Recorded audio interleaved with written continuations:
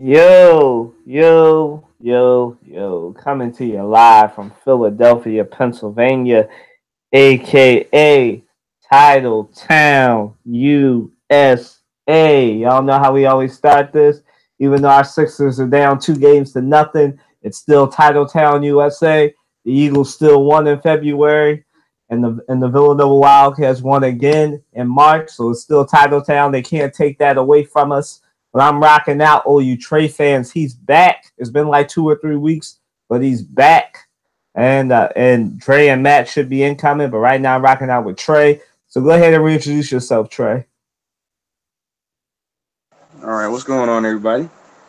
Colin is right. It's been 2 or 3 weeks. Because somehow my work schedule always ends up work or school somehow ends up coinciding with the podcast. But now that I'm pretty much done school now, I'll have more time on my hands to be on the podcast. So it's good to be back on the podcast, be able to talk some sports and other topics.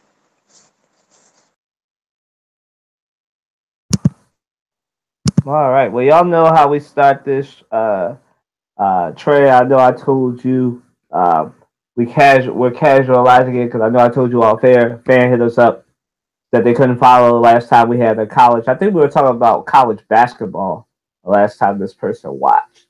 And they were confused. So we're going to casualize this now.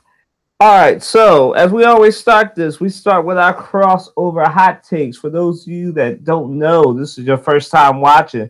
This is where we dip in, lean in, go in on topics that don't necessarily have to do anything with sports. Today, once again, everything is sports related. But right, so let's start it off. All right, Trey. As I said, our Sixers are down 2-0 in large part because of Boston's athleticism and the fact that they're coached by Brad Stevens. And you know how that goes. For those of you that have been living on the rock, the Sixers were riding high. Then they got punched in the mouth by the Celtics 2 times, and they hope to bounce back tonight at 5 o'clock. But Trey, what's wrong with Ben Simmons?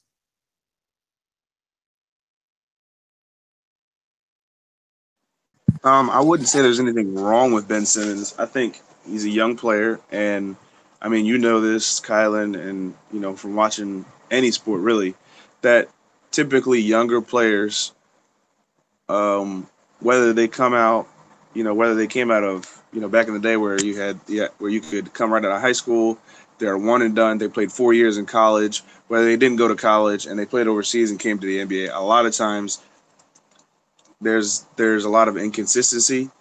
And Ben Simmons has never played in the playoffs before, so this is new for him. Um, and you have bad games. Players have, he's not perfect. He's not a legend. He's not LeBron James. He's not, um, he's not a god. He's gonna have bad games.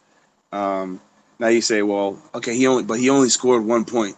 Yeah, and I think part of that is Ben Simmons. I think he needs to be more aggressive on the offensive end. I think sometimes he shies away from even making himself.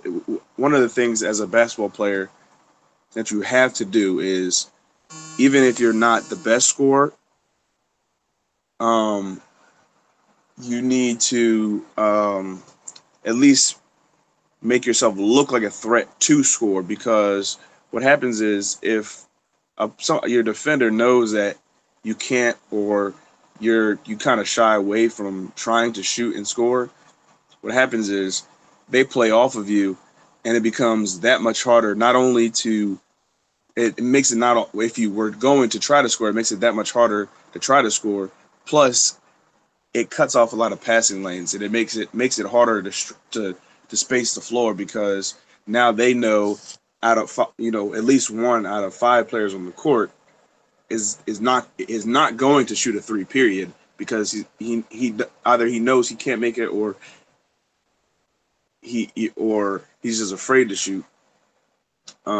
So it just, and as the point guard on the floor, and Ben Simmons, what it does is creates a lot of issues when your point guard can't shoot, or won't shoot, and then his defender plays back instead of kind of getting up in his grill. Um, it just totally creates a ripple effect with the spacing on the floor. So I think Ben Simmons is just he's being what a young player is, inconsistent. Now, which is interesting because he had been fairly consistent during the regular season. But I think every basketball player, every athlete will experience periods of inconsistency and game where you just have a bad game, But I think Boston has done a good job of playing. They're very athletic and they play good defense, right? And I saw somebody on Facebook say the other day that they just don't think that the Sixers are ready to be great. And I think that's also part of it. I do think that the Sixers can kind of come back in the series. Will they win it? I don't know, based on what we've seen. But I think a lot of it, Colin has an article, with the real Ben Simmons, please stand up. And I think the real Ben Simmons is there. He's just got to be more adamant about and be more aggressive on the offensive end so as not to create a ripple effect that just totally destroys the spacing and the flow of the Sixers offense.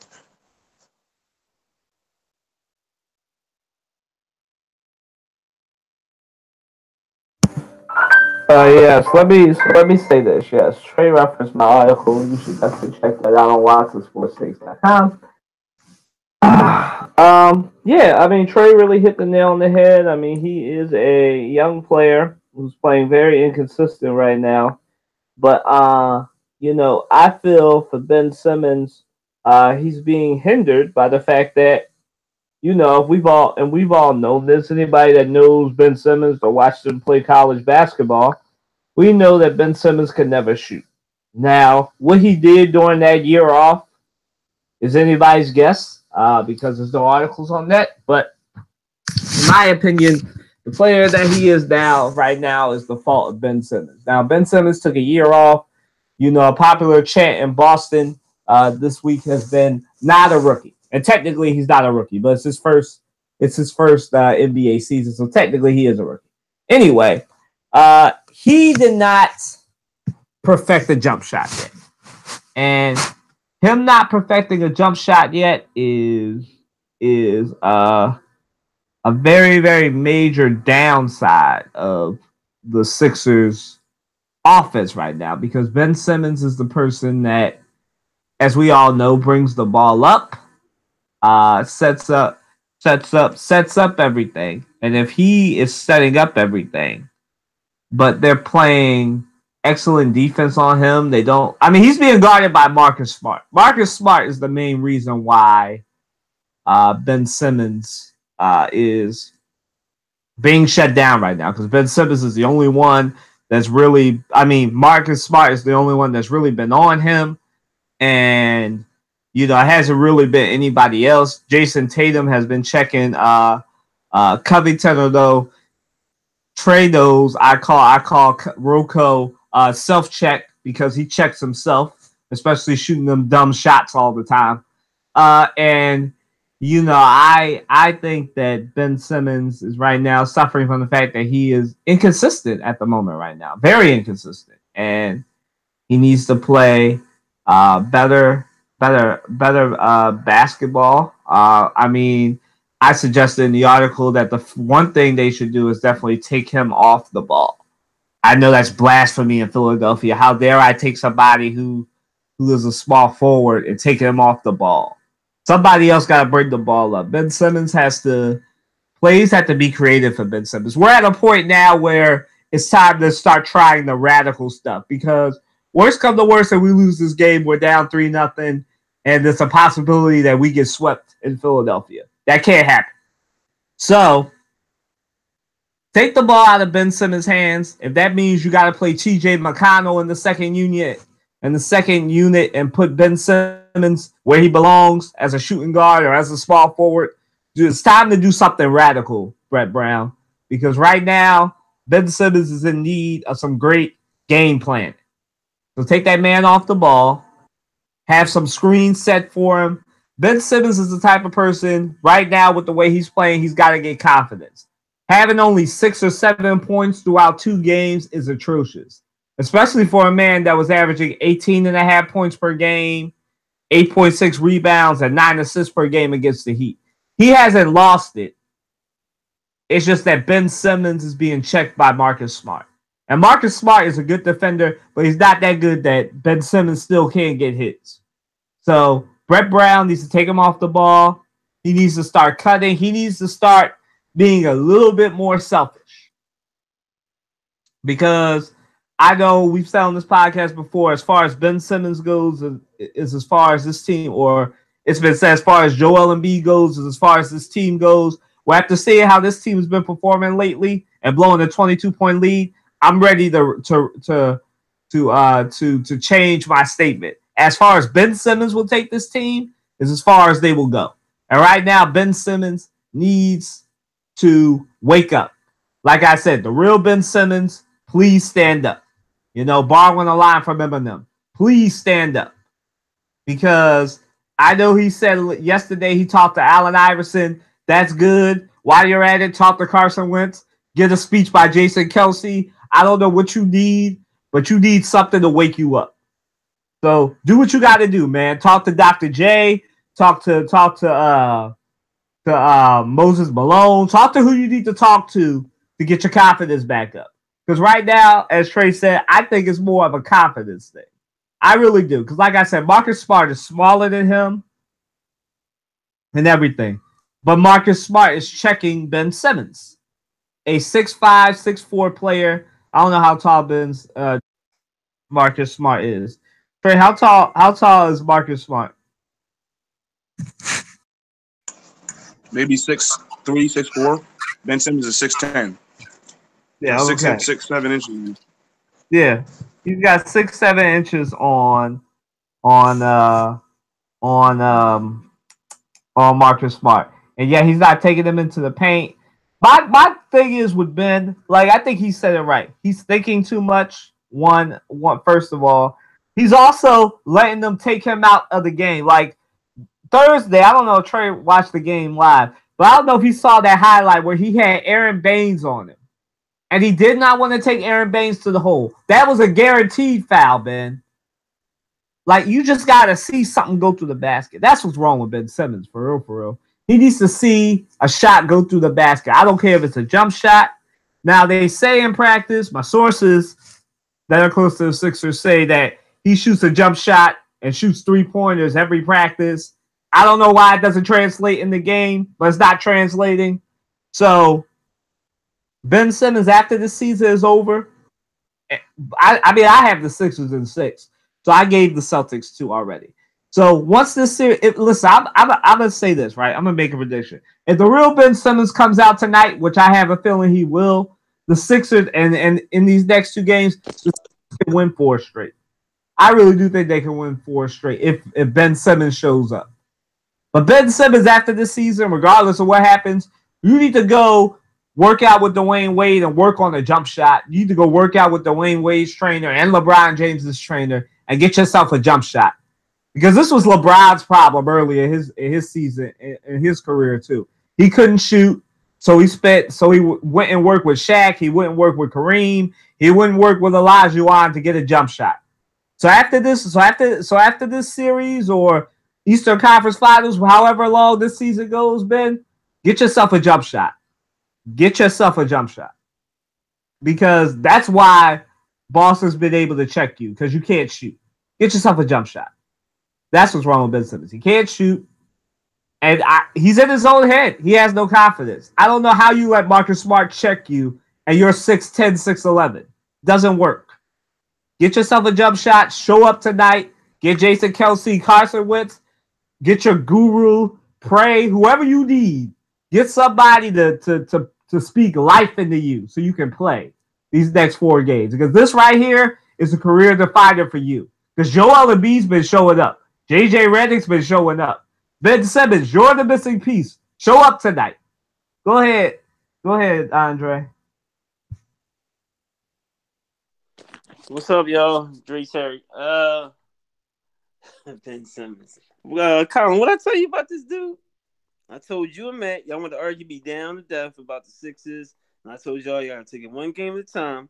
But y'all was so hyped about the Sixers and how well they was doing and how they beat Miami and all that. I knew it was just all smoke and mirrors, man. I knew when they met a real team with some real competition, them real Sixers gonna show up, man. They gonna be. They not great defensively. They good when they playing their game, but they not great. You gotta get there and be there for a couple years to be great. This is the part of the show where Andre Terry puts his Cavaliers jersey on. Shut up, Colin. Don't be mad because I like LeBron and everybody else in the world like LeBron. It's a few LeBron haters that don't respect greatness when they see it, but we ain't gonna speak to that. But what's wrong with Ben Simmons? He too caught up in Tina Shea. How you ever say her name? That singer. He posting pictures about her. I need to see you posting pictures about you shooting your jump shot. And see, that's the point right there. Like, why can't I comment on your relationship? I shouldn't see your relationship. Keep it private. But that's the young generation today. Everybody got to know everything you doing. I got to see the food you eating. I got to see the flight you catching. People got to show off everything. Sometimes the best way to live a life is to live a life and not show it to everybody. You listen, the people that need to know, they know. But I feel like Ben Simmons be focused on too much stuff that's not basketball. You know what I mean? He's out hanging out, doing this, doing that. He needs to stay focused on the game. And listen, this is the playoffs, man. It's a different kind of animal. This ain't the regular season, because you can't take plays off, can't take seconds off. So he need to get his head on straight. He need to develop a jump shot, which is still mind-boggling to me. How you go number one in the draft? I get it. He's one of the most athletically players out there. He's once in a lifetime player. That's what Kyle like to say. He's like a LeBron, but he's even bigger than LeBron. I get it. I get all that. But if you can't shoot, is you serious and you scared to shoot? Like, you got to be kidding me, man. You've got to be kidding me.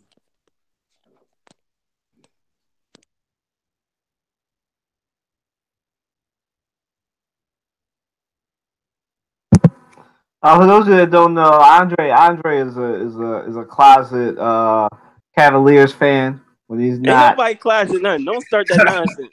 I'm a Sixers fan, but listen, I call a spade a spade. I'm so pissed. You happy that he can't shoot? Listen, I already said I'm not happy he can't shoot. I've already told Trey that I've never been happy that he can't shoot. I'm not. I didn't want them to draft him because I knew he couldn't shoot. And I feel like right now they gotta throw Markelle Fultz in. He might not be ready, but listen, he gonna have to figure out something. We got all these number one draft picks. It's not they can't say that about Embiid. Embiid producing. He not getting no damn help. That's the real problem. So anyway, Andre's bragging because he was the only one that believed in the Cavaliers, and right now the Cavaliers are up by 2 games. So you're gonna hear that brag. Say it again. I told y'all. You're gonna hear that bragging coming up, and then when they lose in the Eastern Conference Finals, he'll be crying. But it doesn't really matter. Here you go talking that nonsense again. You put your bag on yours. So anyway. So I believe the Sixers, as I said, will win in 6 games. I still believe that. I believe Ben Simmons will show up, and once he shows up, then the real Sixers will show up. But you know what's funny? I said the same thing. I said the Sixers gonna make it to Eastern Conference Finals. They're not gonna get past the finals though. I don't know. That's a better matchup for them. He can check his mentor LeBron. They get up for those games.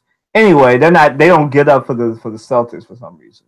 But moving right along, our reaction to Eric Reid filing a collusion grievance against the NFL. All right, for those of you that have been living under a rock, Eric Reid is another player who was kneeling during the anthem when Colin Kaepernick was doing it, and he's not getting any real good looks by a team. Cincinnati Bengals had a chance to sign him, and they told him no, and they asked him, sort of like the same thing the Seahawks did.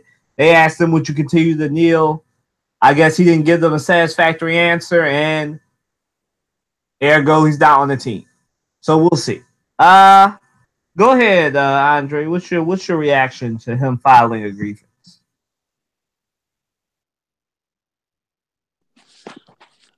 Listen, I'm with Mr. Reed. First of all, why I gotta answer a question that has nothing to do with the game? The national anthem has nothing to do with a football game. They try to make it a part of the football game, and they want to keep it that way. That's fine, but you don't tell me what to do in America. If I want to stand, I want to kneel, I'm gonna sleep on the damn anthem. That's his God-given right.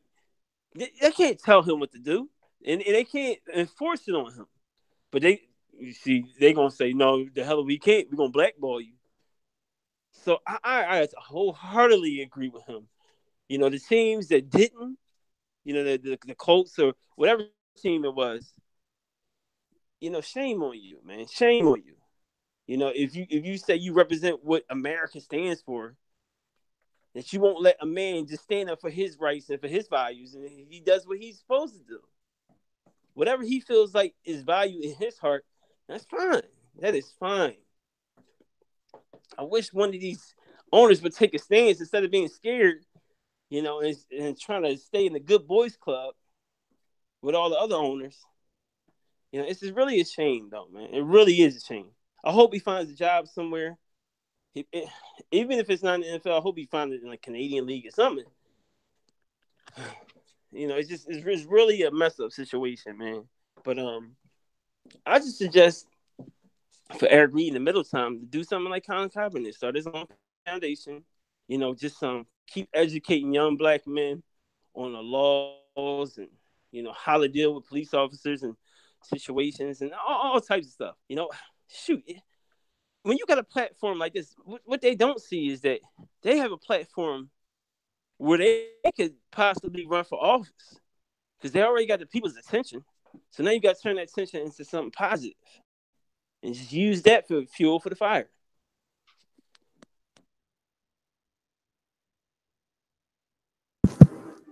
Go ahead, Trey.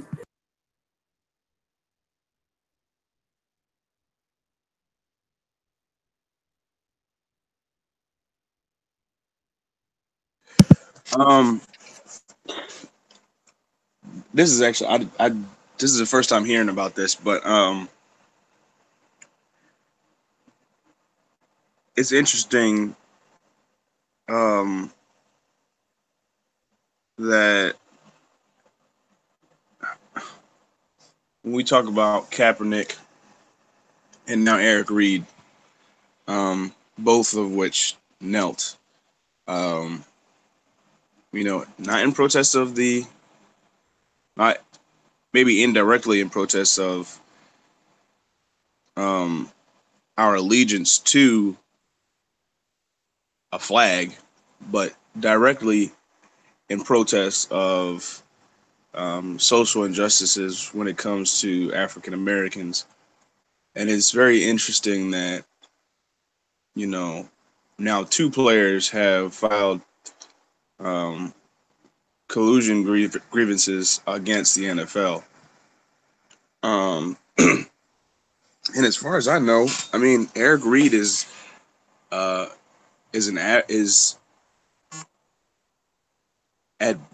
he's either an average or above average NFL safety. I mean, when it comes to safeties, like a lot of teams will, you want somebody who can be good in coverage, but also might be a little bit bigger and, can kind of play somewhat of a linebacker role as well. And Eric Reed can do that. I'm not sure how old Eric Reed is, but I know he played for the Bengals, and now he's sitting in free agency. And I don't know. Sometimes you have situations where maybe this is a collusion effort by the Bengals or whoever, and other teams that decided not to sign him because he knelt. But I think, I mean, with Colin Kaepernick, I think it's clear that he's being blackballed. With this case, I'm not sure because, for one, as far as I know, Eric Reed is, I think he's fairly older. I think, I'm trying to look him up right now. Well, actually, I think I he's 26. take that I'm back. looking at He's only something saying 26. So maybe there is a case to be made. I'm not really. I've never really watched him play. Um, and I know he was a teammate of Colin Kaepernick, I think, at one point. So, I guess we'll see what happens. And essentially, what Eric Reid has to do is essentially prove that he can't directly prove collusion. What he has to do is prove that he is a formidable NFL safety, and that there are teams in the NFL that could use or need a safety, and for whatever reason have decided not to sign him. And the reason why they have decided not to sign him is because of some sort of collusion between whatever NFL teams,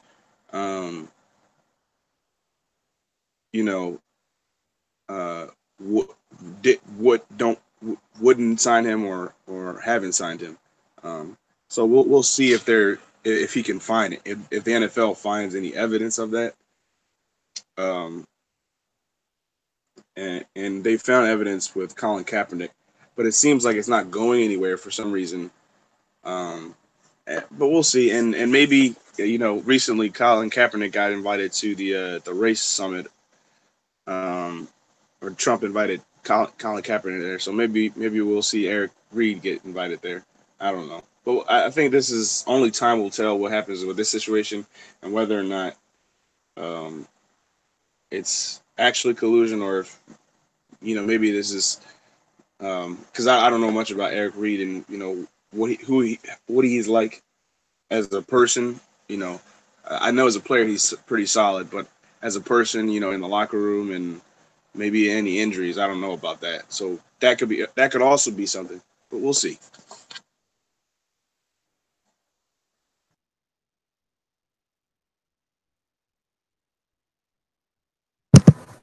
Oh, poor NFL. Look at you. Look at you. Once again in the news for all the wrong reasons. I mean, come on, guys. I mean, haven't you learned anything from Colin Kaepernick? I mean, y'all think that these players are so not powerful, and then they show you that they are. They show you that they're willing to sue for their right to get back in the NFL. And at this point, like I said, they just need to find a way to get both of these players involved. Now, with Eric Reid, it's not a surprise because they did it to Colin Kaepernick, so why wouldn't they do it to Eric Reid? And it's just funny how similar the stories are. He had a workout. They both had workouts, and the same question came up: would you kneel for the anthem? I mean, at some point, I feel like it's just discrimination because there's some questions, whether you're an NFL team or a regular or a regular job, you can't ask certain questions that will lead that you can't ask certain questions that are essentially discriminatory. Like no one can ask you your religion, your race, or any of that stuff, right? And this is amounting to the same thing. This is basically a question that says, you can basically word the question like this: will you embarrass us by kneeling during the anthem and cause Donald Trump to tweet about us? Because that's essentially what they're saying, right? We don't want no more embarrassment. We don't want to alienate fans as if somebody kneeling during the national anthem is such an alienating event. We don't want you doing different things like that because it alienates the fans. If you can't tell by the way I'm doing it, because y'all can't see me because I'm not on video, I've got it in air quotes too. We don't want you alienating the fans. We don't want you to bring any negative attention to our franchise. We don't want 45 tweeting about us and catering to his base on our behalf. We don't want all that. For people that really don't want negative attention, y'all surely are bringing yourselves negative attention by, I don't know, not letting Colin Kaepernick or Eric Reid get a fair chance, being dumb with your cheerleaders. We'll get to that. That's the next question. The NFL is really showing that they are a horrible sport. And I like football, but it's a horrible sport. It's really showing you that they don't care about certain things until the time comes to start caring about them. You don't care about women till October when it's breast cancer month. You don't care about your players until they start suing you. Then you want to start getting all, oh man, we better do something. The players are suing us. When enough of these players start suing you for collusion, you'll get it together, right? But this is what happens when you give somebody too much power, right? My reaction to Eric Reid is, unfortunately, Eric Reid, you're a casualty of the fact that your Players Association is so weak. You know, this would never happen in the NBA. Heck, this wouldn't even happen in Matt's beloved baseball. You know, because those are sports with very strong players associations. Those are sports that are not hindered by the fact that they want to keep an audience together. Because if they don't have the white audience, then nobody watches football, I guess. I mean, I don't really understand what it is, why the NFL is just so gung-ho about being stupid in 2018. It's 2018. Certain stuff just shouldn't be happening. You know, you shouldn't be colluding. You shouldn't be trying to keep players from getting jobs, because this is what's going to happen. If you don't give them a fair shot, they're just going to write a book. And when they write the book, it's just going to be even worse for you. When they write the book, when they take interviews, I don't really care about Colin Kaepernick being invited to the race summit, because I got into an argument with this yesterday with people. Because if this is just going to be a political prop, a listening session, quote unquote, and it's just going to be you, Colin Kaepernick, and them just, you know, spouting off things, saying this is how you hurt me to President Trump. This is what's going on in our communities. This is what we think you can do. I said it yesterday on Facebook. I'll say it right here. If that meeting doesn't involve people on both sides of the aisle, if you don't leave that meeting with some guarantees in writing, because 45 is like Kim Jong-un, you got to get it in writing to hold him to what he says. If you don't get it in writing, Colin, don't even worry about it. If you don't get it in writing, LeBron, don't go. Like it is. If y'all just go into a meeting just to go and just to be heard, like the Florida kids did, and nothing happens, then it's a useless meeting. It's a useless meeting. What are you meeting with the president for if something good or if there's not actual steps being taken to go places? I'm not saying don't go. What I am saying is make sure you have some requirements in the meeting. Don't go just to be a political prop. You know, we wasn't even going to talk about that today, but whatever. But wait a minute. I want to say one more comment to that. It's not a useless meeting. At least we started the conversation. So the first meeting, the first initial meeting you have with the people is a good way to get the ball rolling. Now, in the meetings after that, we got to start some action behind it. Because we talked about it once, and what we're not going to do is just keep coming here and talking about it. We're going to apply some action to our conversation. Because I don't want to waste your time, and I don't want you, and our damn sure ain't going to let you waste my time. You see, Andre, I would agree with you. I would agree with you if this wasn't a meeting with the president. See, that works with regular people, but with the president and the person that we currently got in the office, like I said, you got to get everything in writing with him. Because I'm pretty sure the people in Florida thought they had something going with him. He was talking all the right stuff, saying, I'm going to ban bump stocks. I'm going to raise the assault rifle age to 21. And then he had a meeting with the NRA, and it all changed. You know what I mean? Like, with him, you got to get it in writing. I hear you, but sometimes we got to take baby steps, Colin, to get somewhere. Like, change don't happen overnight. It didn't get that way overnight, so it's not going to change overnight. So I'm talking about one meeting where we talk, and then we say next meeting we gonna show, and we gonna do some stuff of what we gonna do, and you can't get that in right now. I agree with you on that, but the first initial meeting, you gotta let them think about it first and let them process it, because most people they're not gonna make a quick decision. They're not. If they racist or they Republicans, biased, sexist, whatever. It's going to take them a minute for them to get the concept and to understand the importance to why it is. You would think in a perfect world, they would get it right away, but, common sense ain't always common. Listen, I'm all for that. Like I said, take the meeting, but make sure that you got different requirements of the meeting. Like, don't meet on his terms. If you're going to I totally agree. If you go into the race summit, go. But make sure that you got it in writing, what y'all gonna talk about, and that because with him, he never sticks to the script. So, you make sure that whatever you do. Yeah, you make it clear on paper. If you go off topic, we going off topic. So, it's whatever. It's their free will. Go if they choose. I know it wasn't actually Donald Trump. It was a pastor that says Donald Trump wants to meet with him. Donald Trump says a lot of things. We'll see if it actually happens. So like I said, we wasn't even going to talk about that today because I don't think unless it's in writing or unless you got some specifics on what you want to do. Like I just said, sure, you can start an initial conversation, but with him, one meeting is about all you get. It's my same response to how I feel about the Eagles. All right, go ahead and go to the White House. I know Malcolm Jenkins said he wants to have a conversation with 45 about everything he's been saying, but there's just certain things that you're not going to get to do. Like the White House stuff is a photo op. And for the Eagles, if you go, have fun, but you're not going to get that conversation. Moving right along to the other story that has the NFL in a knot too.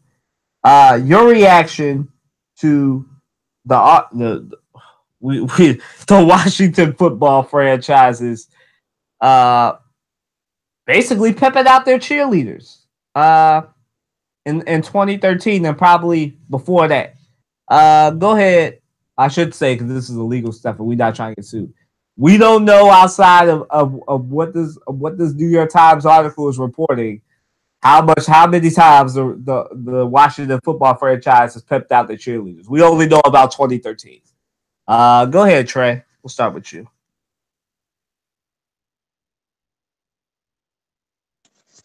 From based on what I read in that article, the 2013 this whole occurrence was, I mean, it seems kind of fishy, but it definitely seems it's definitely in contrast to what the director of the cheerleading program for the Redskins, who's a woman, it's definitely in contrast to what she's saying and how this event went. And essentially, what happened was that they had done some regular, like they did their regular photo shoots, and that night, these are the accounts by anonymous cheerleaders. I'm not sure if they're still cheerleaders or if they're previous cheerleaders. That their director, again, who's a woman, told them that they had to do this event and that they weren't aware of this event, and not that a gun was put to their head, but it was mandatory. And at this event, there, it's just a bunch of men, and it seemed that they were being pimped out. And in the article, it kind of gives a little bit of more history of the Redskins cheerleading program as a whole, and how in the past there have been other signs of how the Redskins have objectified, in particular, their cheerleaders, and how Snyder, who we already know is, a lot of people don't even like Snyder. He essentially, what happened was the Redskins cheerleading program was independent. It existed separate from the Redskins as a franchise. I guess it was a dance company that would come and they would do the cheerleading for the games. What he did was brought it in-house, and from what other cheerleaders, past or present, I'm not sure, but we're saying that the idea was to create a more risque cheerleading squad. And there's even reports that, there's screen grabs in the article of essentially a hot or not, or not even, it's not even hot or not. It's more like, if you guys are familiar with how Facebook started, there was a game that Mark Zuckerberg and some friends created early on that essentially it was it only existed on Harvard's campus, but it was essentially a game where a picture of two girls would show up, and you chose which one was hotter.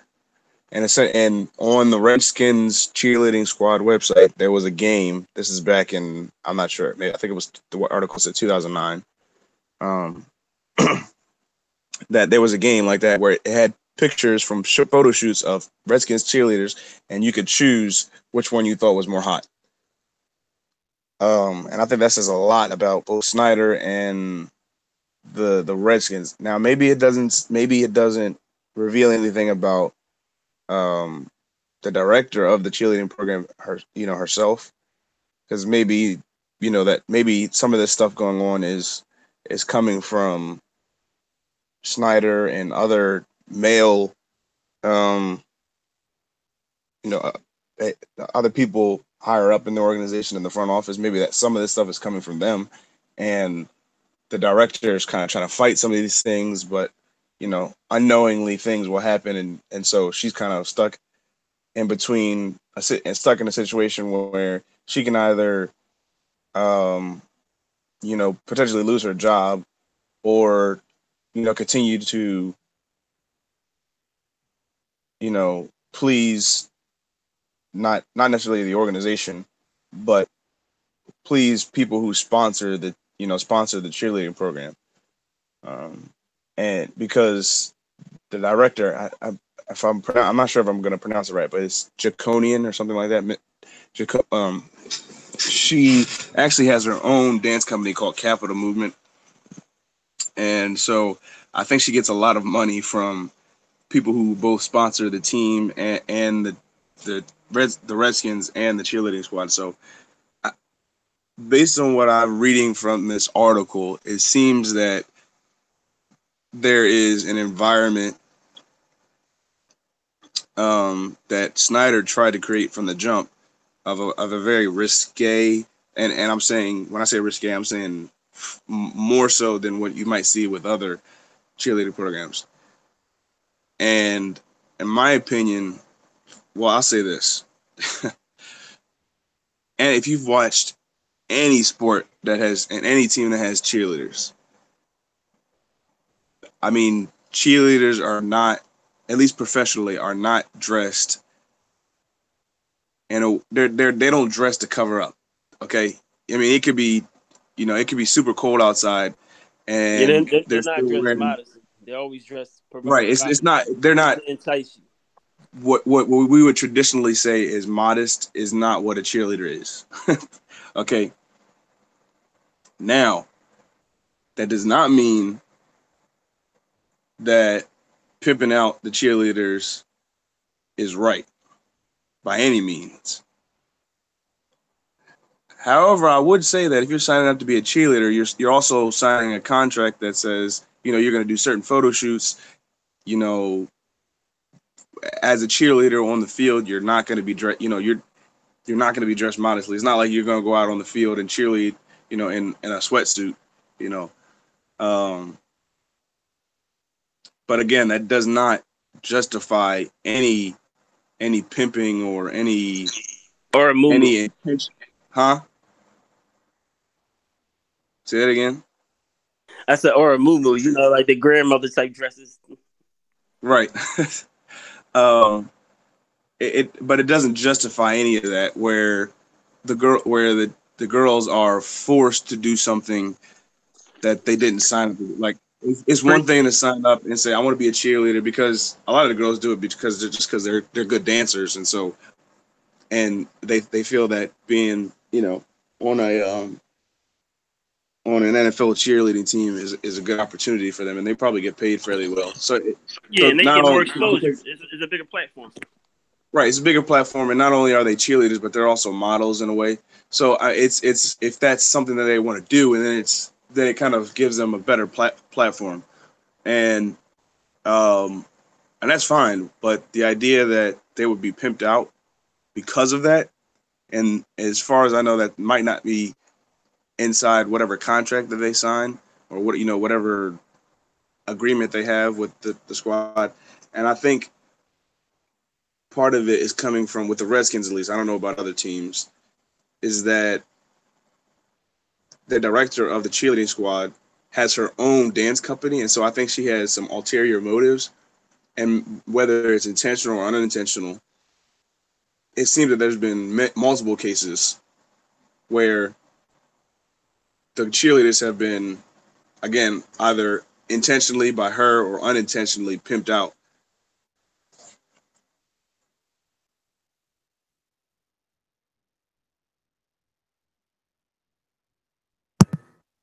Go ahead, Dre. So here we go again with the good old boys club. You know, this is nothing new. We've seen this time and time again. Real Sports did a piece on this in 2014, in June of 2014, talking about how cheerleaders were treated, and there were holes from the men's locker room into the cheerleaders locker room so they could watch them while they were getting changed. Me Too movement. I need y'all to stand up. You know, just how y'all spoke loud to go get Bill Cosby. I need y'all to speak loud to go get Daniel Snyder, Stephanie, like Trey said, Joe Jakin, or whatever her last name is. Forgive me because I don't know how to pronounce it. But you know, I'm really ashamed that it's still happening today in this culture, man. Like we just don't value women's bodies. We value a man's opinion. We value a man's interests, but we just treat women like they're anything. And it's really sad, man. The Redskins fans should speak up. They should say, I'm not going to buy my season tickets. I'm not going to show up to a game, a preseason, a workout, OTA, a camp, anything. We're going to stop merchandise today. If they did that today, I guarantee they would handle the situation. Daniel Snyder would submit a statement. He'd probably get on TV and say, we publicly apologize and we're sorry for the situation. We're looking into it. We're investigating it. But I don't need you to investigate it. I need an outside source to investigate it because clearly your morals are corrupt. So we need somebody else that's not corrupt, that you're not putting money in their pocket, that they just, well, I mean, I guess you got to pay them, but they're not going to compromise their morals in order to get justice. You know, they're all about the justice, period. They're all about the women's rights. Let the Me Too movement do it. Let them investigate and let them get their own lawyers. You know, that's what I would like to see. And, you know, it's just a sad situation, man. I really hope they get to the bottom of this. They fix this. I hope this sets the precedent for all cheerleaders all around the world, not just in America. Because the NFL is it's a global organization. So many countries watch the NFL. They look to America for entertainment. They love our entertainment. You know, a lot of cultures, you know, they base their entertainment off of our entertainment. Because we can put it on the stage where everybody around the world adapts to it. You know, I was just watching something on TV the other day, and a young rapper, I can't think of her name, but she was saying she went to China and she said they appreciate the hip hop culture. They knew everything. That's all from America, man. It's amazing. It's amazing. But yeah, I need the Me Too movement to step up and to stop this. And Daniel Snyder, you should be ashamed of your stuff. Stephanie, you should be ashamed of yourself. And everyone who's allowing it to continue to go on or hasn't said anything, you should be ashamed of yourself.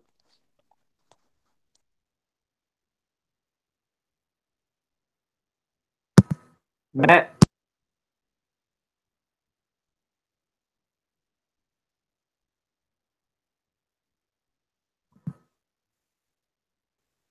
Matt, you there? Yeah, I'm here. Well, I'm just thinking.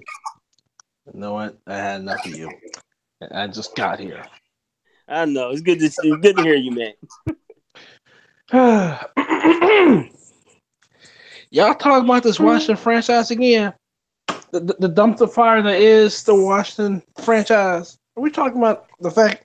We talking about the that's fact? funny. That's a good point, man. I forgot. This is the racist franchise, the one that keep the racist name. Redskins. Why are we talking about this dumpster fire that is the Washington franchise? Why are we talking about this? Why have we forgotten the fact that they've lost their licensing due to said racist name, and even though they can't make money off said racist logo. Listen. We know that they have a lot of issues, but right now I already know that. we're talking about them like you're Louisiana Saints. There's another team with a cheerleader problem. Look, the National Felons League has problems all over the place, from its financial to image to President Orangutan, all the way to this problem ain't new. It's never been new. It just now has a platform now, a bigger platform. So you can sit here and say, you need to do this, you need to do that, you need to do this and that. It is the National Football League. It is a machine that is hard to literally take down, but it can be taken down, but it's very difficult to take down. So here's where I stand on this, because I'm sick and tired of it. I'm actually sick and tired of the old boys club, particularly white ones in particular, pretty much doing whatever the hell they want to do, walking around doing what they want to do, and all sorts of things. So I'll go over for as far back as high school, okay? Listen to this. In schools, particularly middle high schools and college, under Title IX, cheerleading is technically not a sport. Now, and there's been a lot of moves and headway for Title IX, but the consequence about Title IX is how cheerleading is not considered a sport. So therefore, cheerleading does not get the funding it needs because you got so many I can't think of the word, competitions and everything, and there's no real governing body for cheerleading, which that's a whole nother story.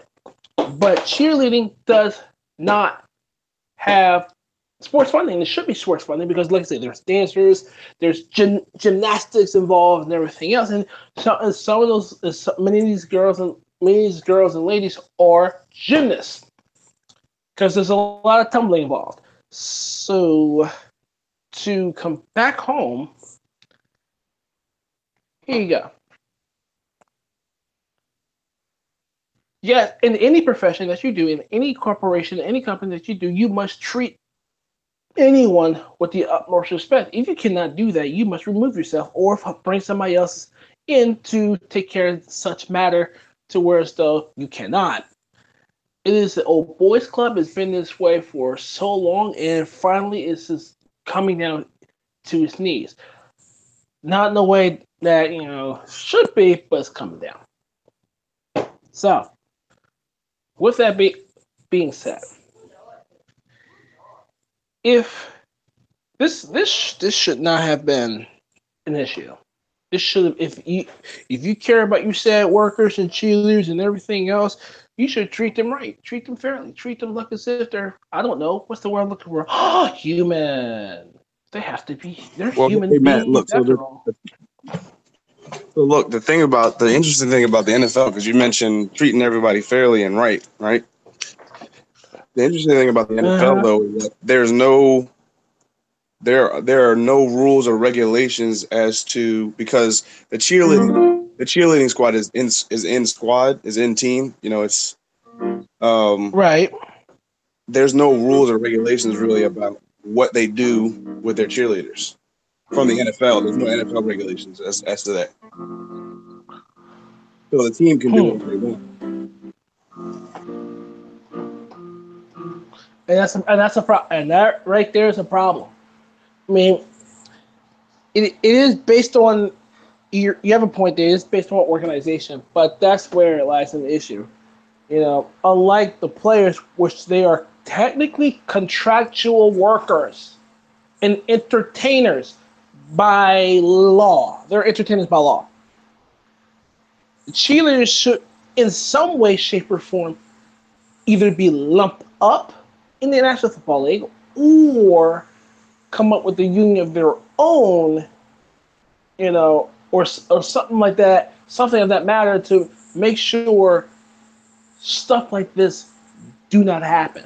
Because by doing so, by not doing so, you're all pretty much a lot of the nonsense and the BS is going on because they can they can do what they want to do, but that's why we have a thing called unions. And I think, and I really, and if you, I believe if the cheerleaders start a union or something of the matter, then I believe, theoretically, I believe a lot of the stuff could be.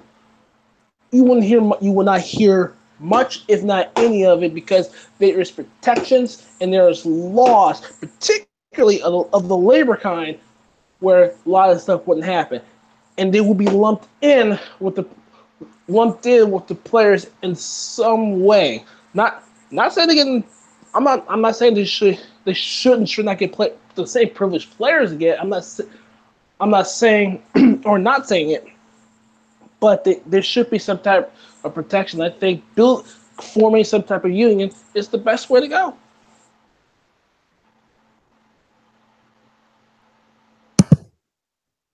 All right, my turn. Everybody said their piece, and I agree.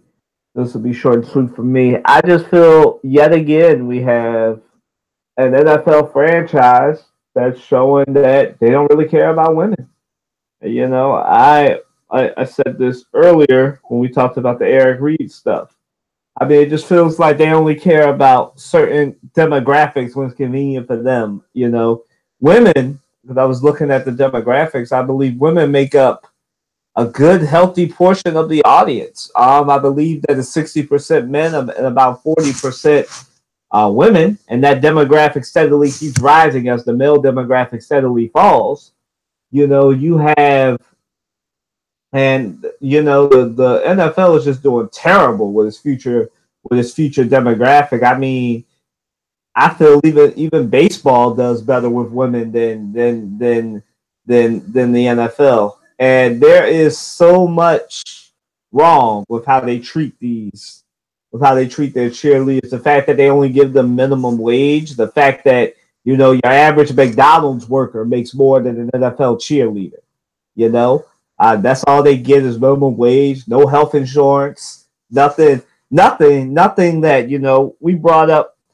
Somebody brought up treating them like a human being. I mean, let's get real. If anybody's done even small research into what it takes to be a cheerleader, they don't tell you about the $7.50 or $7 an hour you get minimum wage, the no health insurance, the fact that you're always on call to cheerlead or to dance, or in these women's case, you go for a photo shoot and then you wind up essentially being an escort for big market. And everybody who's done work with sports teams know that for sports teams, it's all about keeping the sponsors happy. You got to keep the Wells Fargo's, the Bank of America.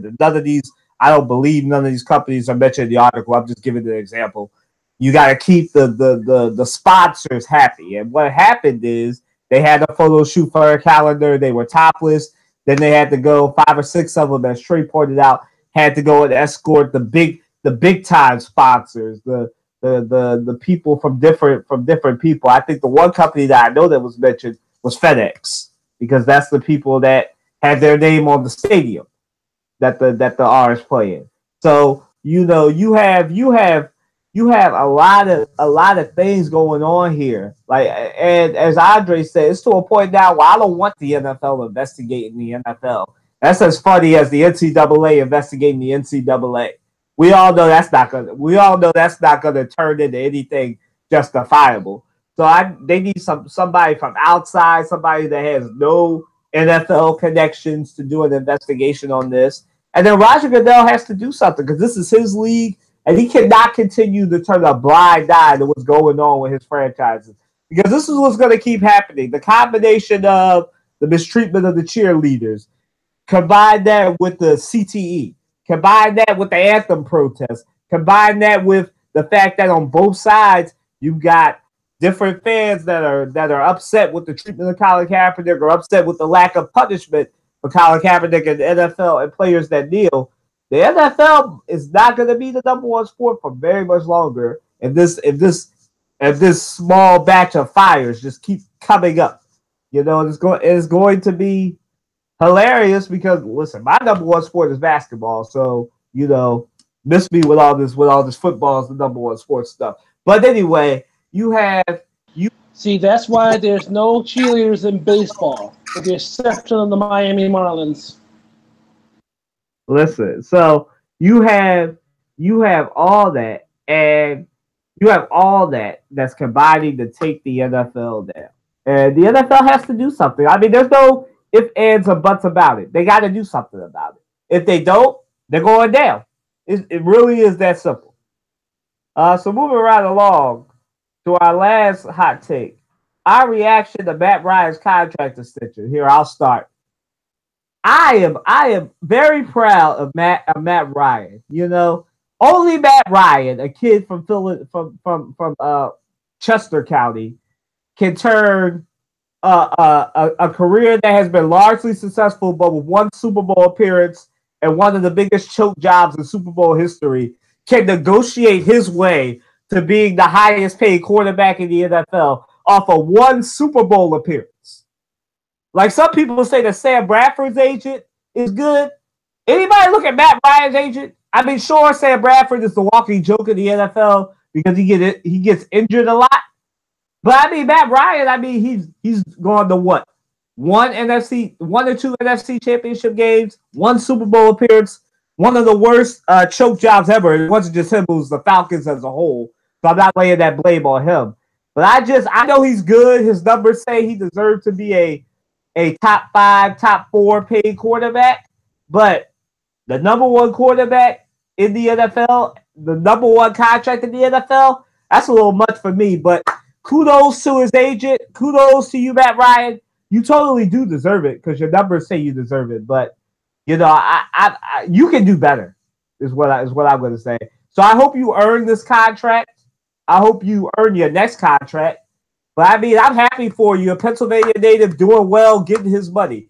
Get your money while you still can, Matt. Good job. Go ahead, Matt. Speaking of Matt, go ahead, Matt.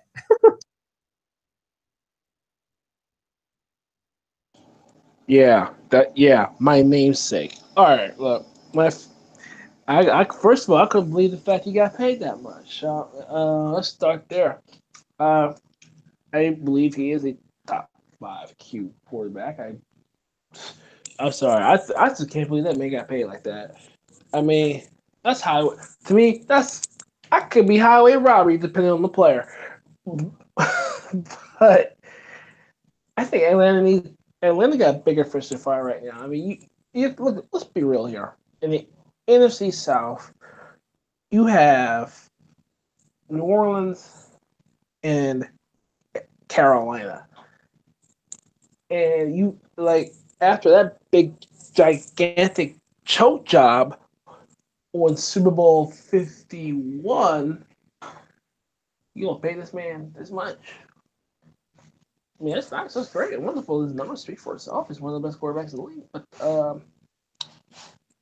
you need to work on that rest of that team there. I'm just saying. So he deserves some money, but I thought that was a bit outrageous. That's just my opinion.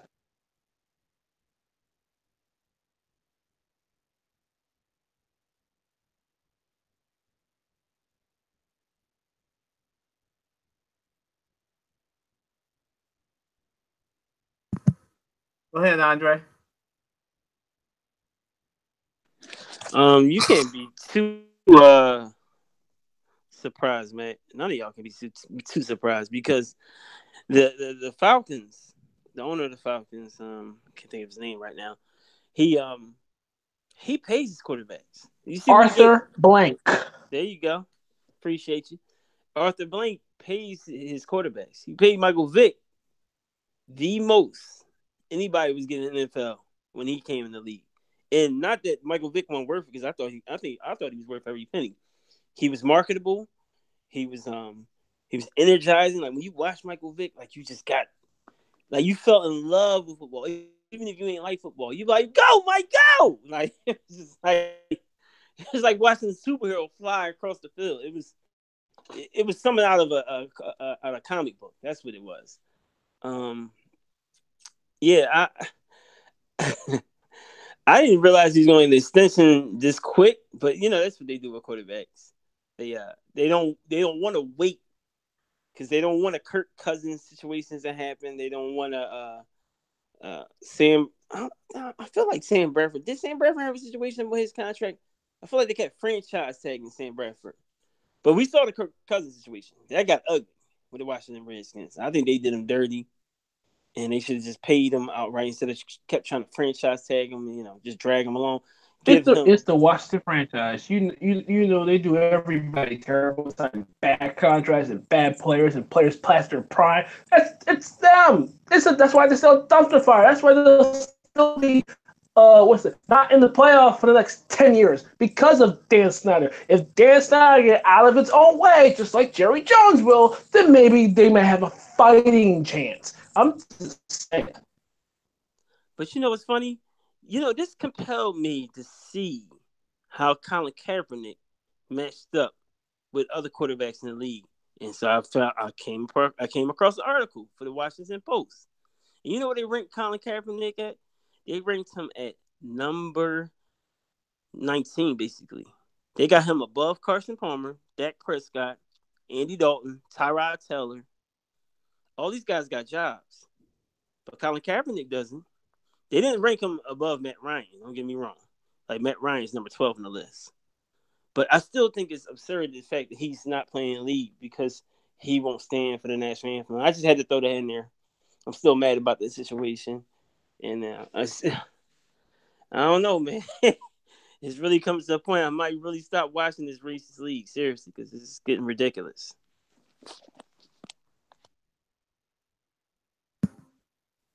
Right, go ahead.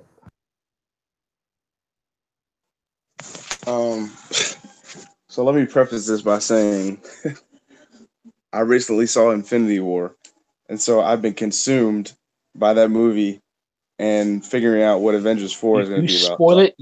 If you spoil it, my butt will come I up wish there I was there with you, Trey.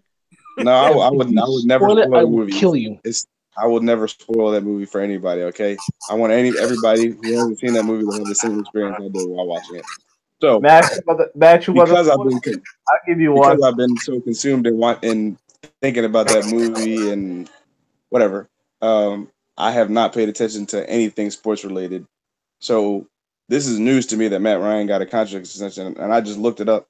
I'm like, 5 years, 150 million. I mean, I like Matt Ryan. He's a great guy. Matty Ice, he's been consistently very good throughout his whole career for the most part. And I think he deserves a contract extension. The only thing is Matt Ryan is 35? So at some point he's not very athletic. At some point he's 32. So at some point he's gonna start slowing down, and he's gonna when he officially loses all athleticism, when he can't move in the pocket like he used to be able to, he's not going to be able to be as effective. So I 5 years ain't that much, but the 150 million is what says to me, whoa, okay, that's a lot of money. But the Falcons did what they had to do to keep their franchise quarterback,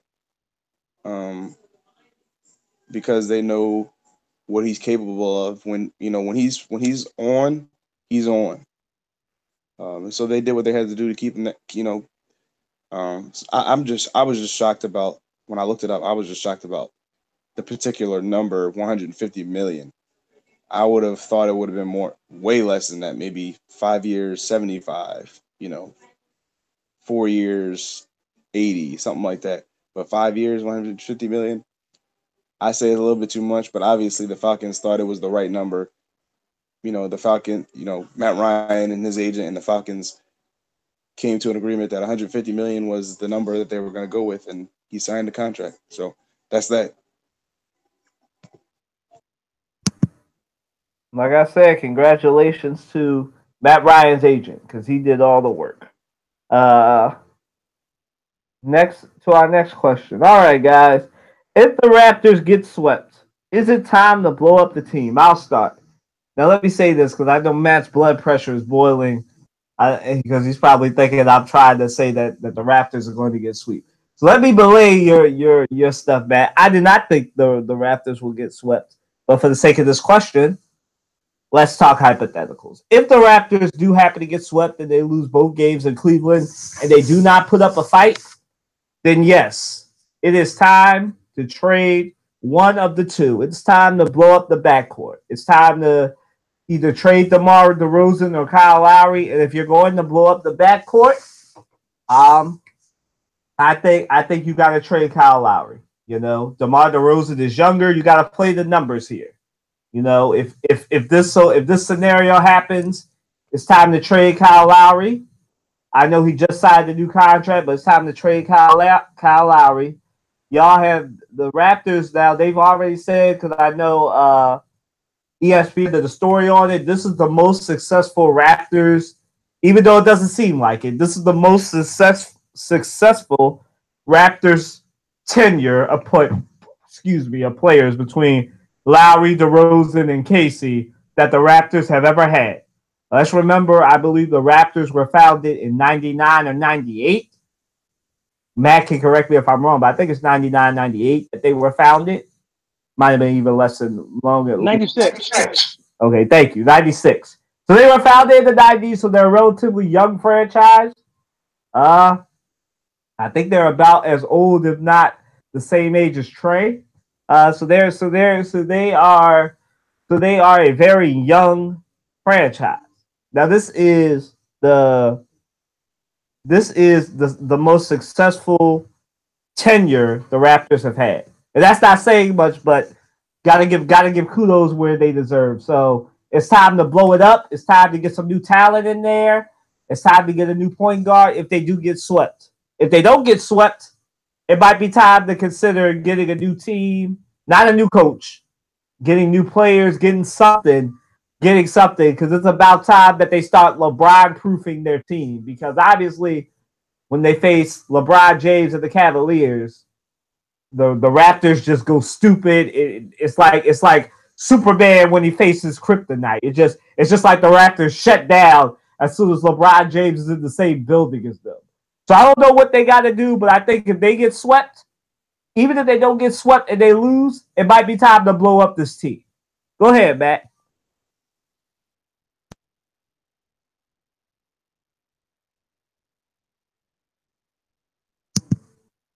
Matt, you there?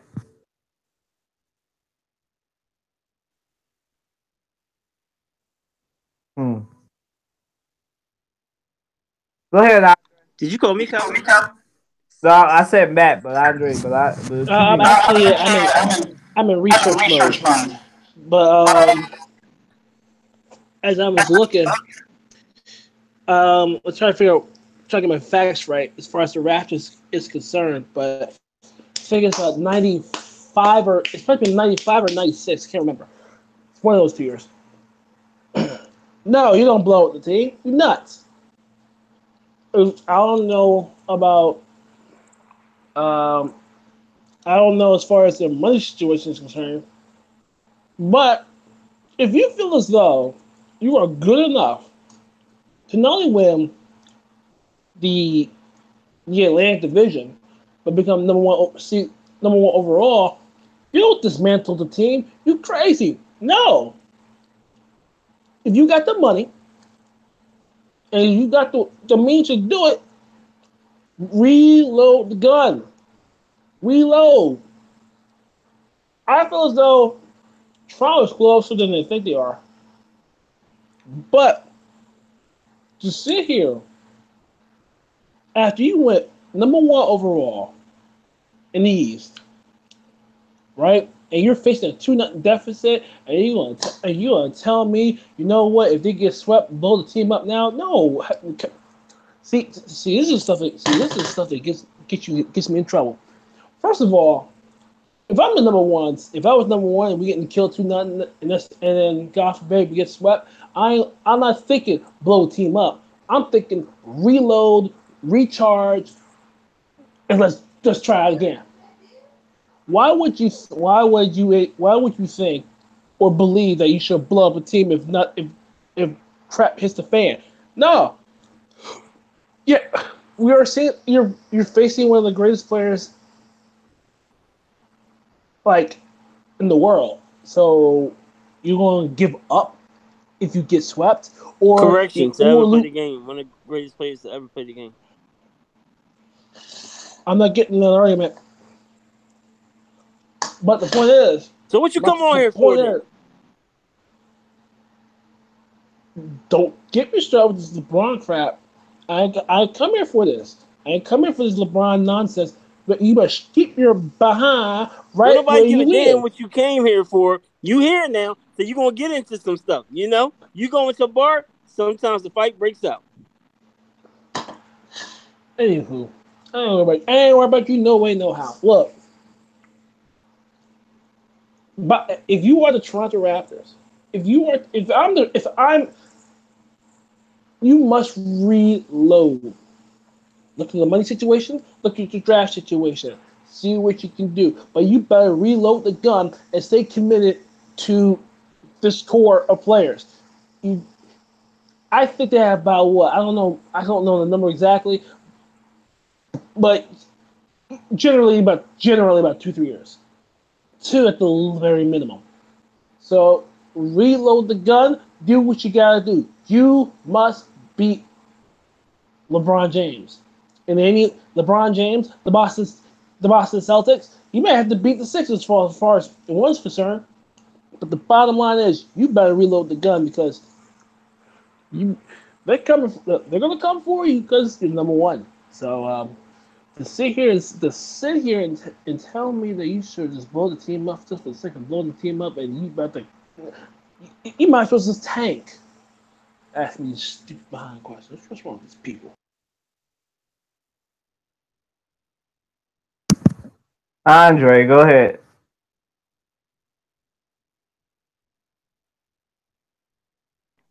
100 million. Ah, 3 years, 100 million to Kyle Lowry. Are you serious? He is not a game-changing point guard. That's what you give game-changing point guards.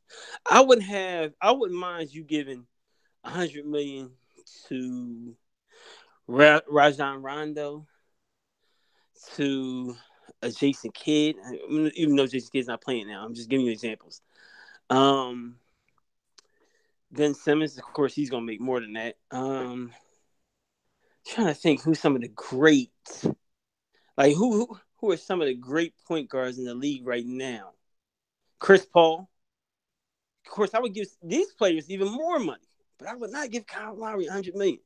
At max, I'd probably give him 50 million.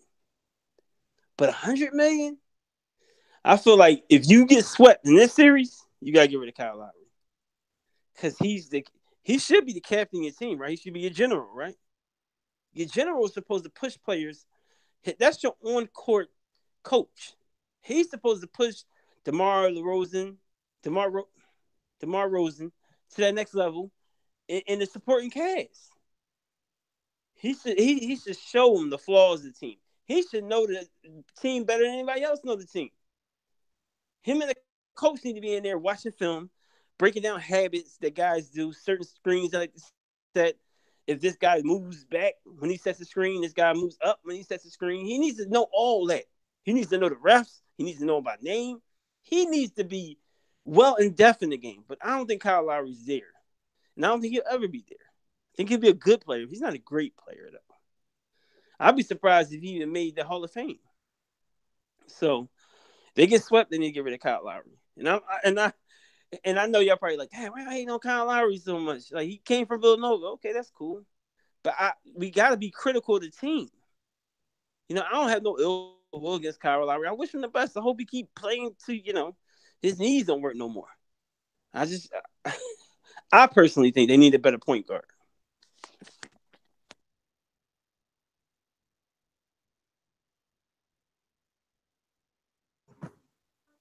Trey.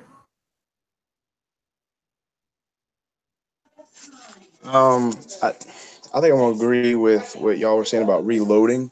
I don't think if they were to lose this series that they need to blow things up. And what I'm taking blowing up to mean would be essentially like just totally, you know, changing the makeup of what the team is now. And I don't think that's in, teams don't do things spontaneously for the most part. Um, for the most part, the way a team looks from year to year is for the most part planned. Um, they know what they need, and they know what the coach and the front office knows what they want the team to look like. Um,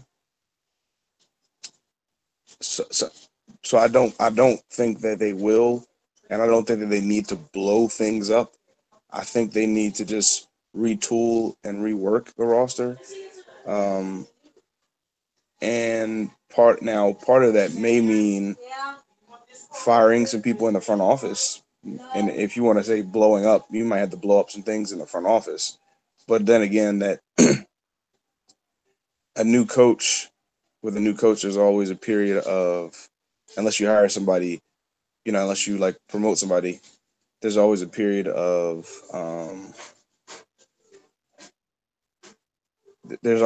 like a growing period. Yeah, you got So adjustment. It's an adjustment yeah, period. there's an adjustment period with the new coach, unless of course that coach has already been, an assistant coach or that type of thing. Um, so I think if you're talking about blowing things up, coaching might be the way to go. I don't. The players they have, I think they have a very good assortment of players. I think if they were to add anything to the team, I think they need more of a floor general, somebody who. Because the thing is, Kyle Lowry is not a point guard. He's a scorer. Can he dish the ball? Yeah, but he's not a point guard in that sense. He's similar to what Kyrie Irving is in that sense. um, DeMar DeRozan is the definition of a shooting guard, but they don't really have. They need somebody else on the floor who can really be a floor general and at times dominate the ball and be a distributor. Like, um, I think that's what they need, and they might need to think about some coaching changes. But I don't think totally, trading players and cutting players and that type of thing. I don't think that's the answer to their problems.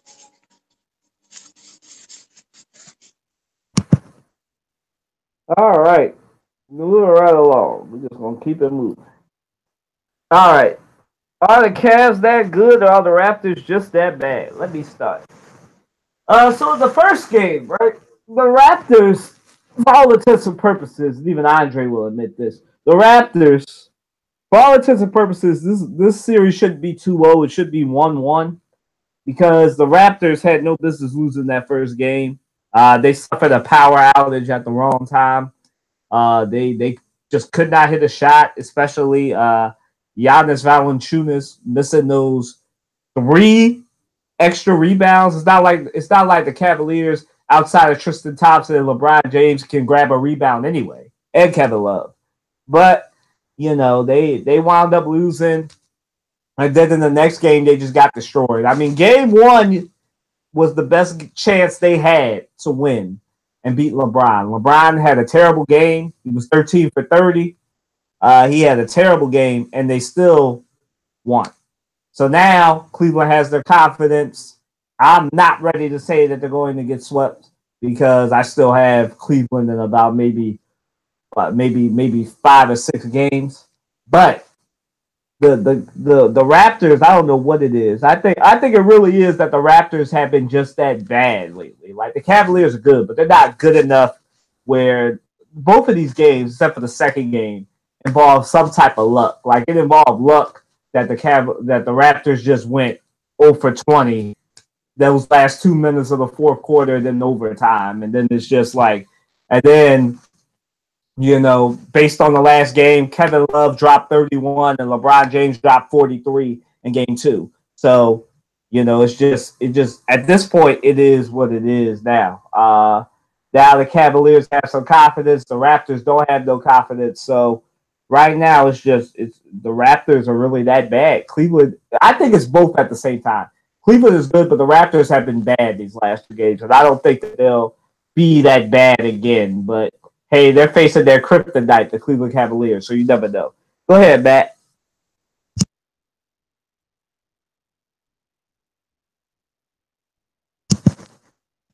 Matt, you still researching, or are you there?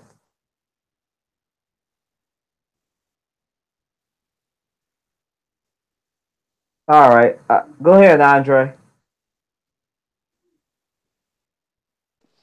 Hey Matt, clear out your locker. All right.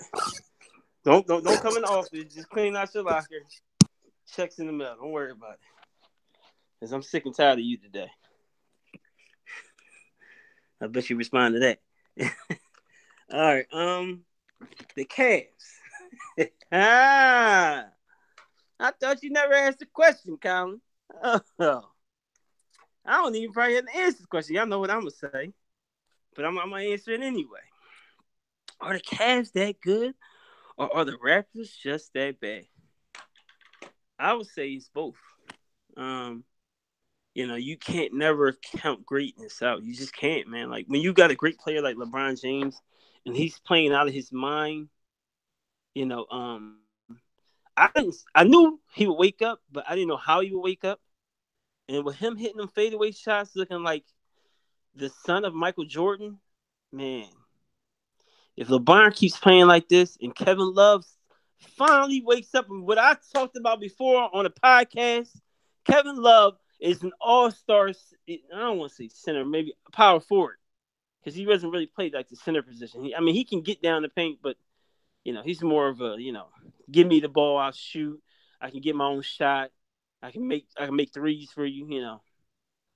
The Cavs are just that good, man. They really are just that good, and they're not playing up to their potential. I don't know what's going on with their psyche or their mental or whatever. With J.R. Smith, J.R. Smith has always been a head case. Sometimes he's there, sometimes he's not. I don't know if he's on crack or what, but it's just like, come on, man. Like, I need you to stay focused, and I need you to push yourself and push this team to that level we know you can do, and the level we can stay at and we can sustain. Just play. Listen, if you play with LeBron gonna play. Like, he gonna show up. All you gotta do is make sure you do your job and above and beyond, because you getting paid just like everybody else is getting paid. And Kevin Love, come on, man. Tristan Thompson, stop worrying about them Kardashians. Worry about these Cavs, man. We can worry about them Kardashians after we win this championship, because it's all about beating Golden State. Well, I ain't even going to say Golden State. I'm going to say beating the Rockets. I don't think Golden State's going to make it this year. You see what the Pelicans did to them the other night. They just let them know, we ain't playing with y'all. Y'all ain't going to just come in here and mud stomp all in our face. Hell no. And that's what the playoffs is about. Like they say, a series is not a series until the road team wins on the road. When you win at home, you did what you're supposed to. But when you lose at home, this is why it's so bad for the Raptors. Series over, baby. The series is over. So, as far as I'm concerned, the series is over for the Raptors. Even if they win like the next game, they're not going to win this series. It's the momentum is on Cleveland's side now. The only way they can get the momentum back, they would have to win the next 2 games. But they win 1 game, they get little momentum. They win 2 games, then they got the momentum back on their side. Now they got home court advantage again. But they don't have home court advantage anymore because they lost some games at home.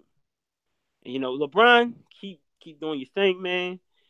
I want to see you get more rings than Kobe. I want to see you get more rings than Jordan. I still wouldn't, and contrary to popular belief, I know y'all probably believe that I think LeBron's better than Mike. I still don't think there's a better player than Michael Jordan to ever play the game. Because Michael Jordan came into basketball not good at basketball. He came in bad. His high school coach told him, you shouldn't even play basketball. I don't think that ever happened with LeBron James. I think he was young and gifted, and he just, he took off. But I think everything we see from Michael Jordan was very much hard work and discipline. And like they say, he's super competitive. You hear stories about Jordan all the time. If you drinking soda with the man, he gonna make sure he finishes his before you finish yours. He's just crazy competitive, and then he got that killer spirit. And LeBron doesn't have that killer spirit. He can put it on, but that's not him. He's a pass first type player, and he's unselfish type player. So, I'm still down with the King. I can't wait for them to do their thing. Sixers, come on, baby. Let's get this win tonight. Sixers get the momentum back if they win these 2 games at home. And I need them to blow their team out. Blow them out. Don't beat them. Blow them out. Because you lost a 22-point lead, so you got to get your respect back. Put some respect on the Sixers' name. My. Well, go ahead, Matt. Go ahead, Trey. You know what? Let me tell you something. Uh, First things first, when I saw this game, when I saw the games around the second. I started watching the second quarter. You have a 24-point lead. One would think, okay, 24-point lead, you manage it right, do the right things, don't turn the ball over, and everything else. Chances are you win the game. Play defense, whatever. Then the Boston Celtics woke up out of their stinking slumber. And while they got on a little run. Now, correct me, gentlemen, if I'm wrong. If a team is going on a run like that, do you call a timeout usually? I'm just checking. I mean, I just want to make sure. If a team's going a 10 or a 12-0 run, and you have a 24-point lead, don't you call timeout to regroup and readjust? We're not there yet. We're not there yet. We're not there yet. We're not on Brett Brown yet. No.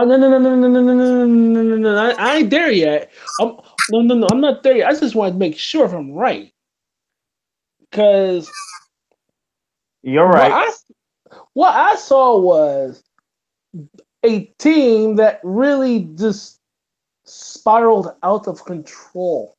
That's what happened. They just spiraled out of control. And I know Colin put up a very interesting stat on Facebook. And he makes it very clear. It's like these next 2 games, probably the next 2 games, they're not just must-win games. They are, and I quote, better win games. Better wins. First of all, as a self-respecting 76er fan, it is mandatory that you beat the Boston Celtics in the playoffs. It is mandatory that you bounce back and win and make this series interesting. It is mandatory not to lay an egg at home. It is mandatory that you do not do what you did in games 1 and 2 in Boston. It is also very mandatory that you do not do what you did during the course of the regular season, losing, I forgot how many games you lost, but not turning the ball over, not doing stupid shots. Don't get me wrong, there were some good shots there, but you didn't make any. But that weren't made, unfortunately. If your shot's broke, take the easier shot. It is mandatory that you give everything you got and give this town a W. Because frankly, as far as I'm concerned, I'm sick and tired of watching the game and going to work the next day and see the people's faces black. Like what happened to your Sixers? What happened to your Sixers? They better bounce back. They don't have a choice in the matter. Do you want to go down 3-0 at home? I don't think so, because you'll piss off a lot of people. Now, let me give you a quick history lesson in this Boston-Philadelphia rivalry in all 4 sports here. The last time we went down 3-0 in any sport, for that matter, you have to go back to the Eastern Conference Finals of the National Hockey League. Boston Bruins were up 3-0. The Flyers were down 3-0, and all of a sudden they won games 4, 5, and 6.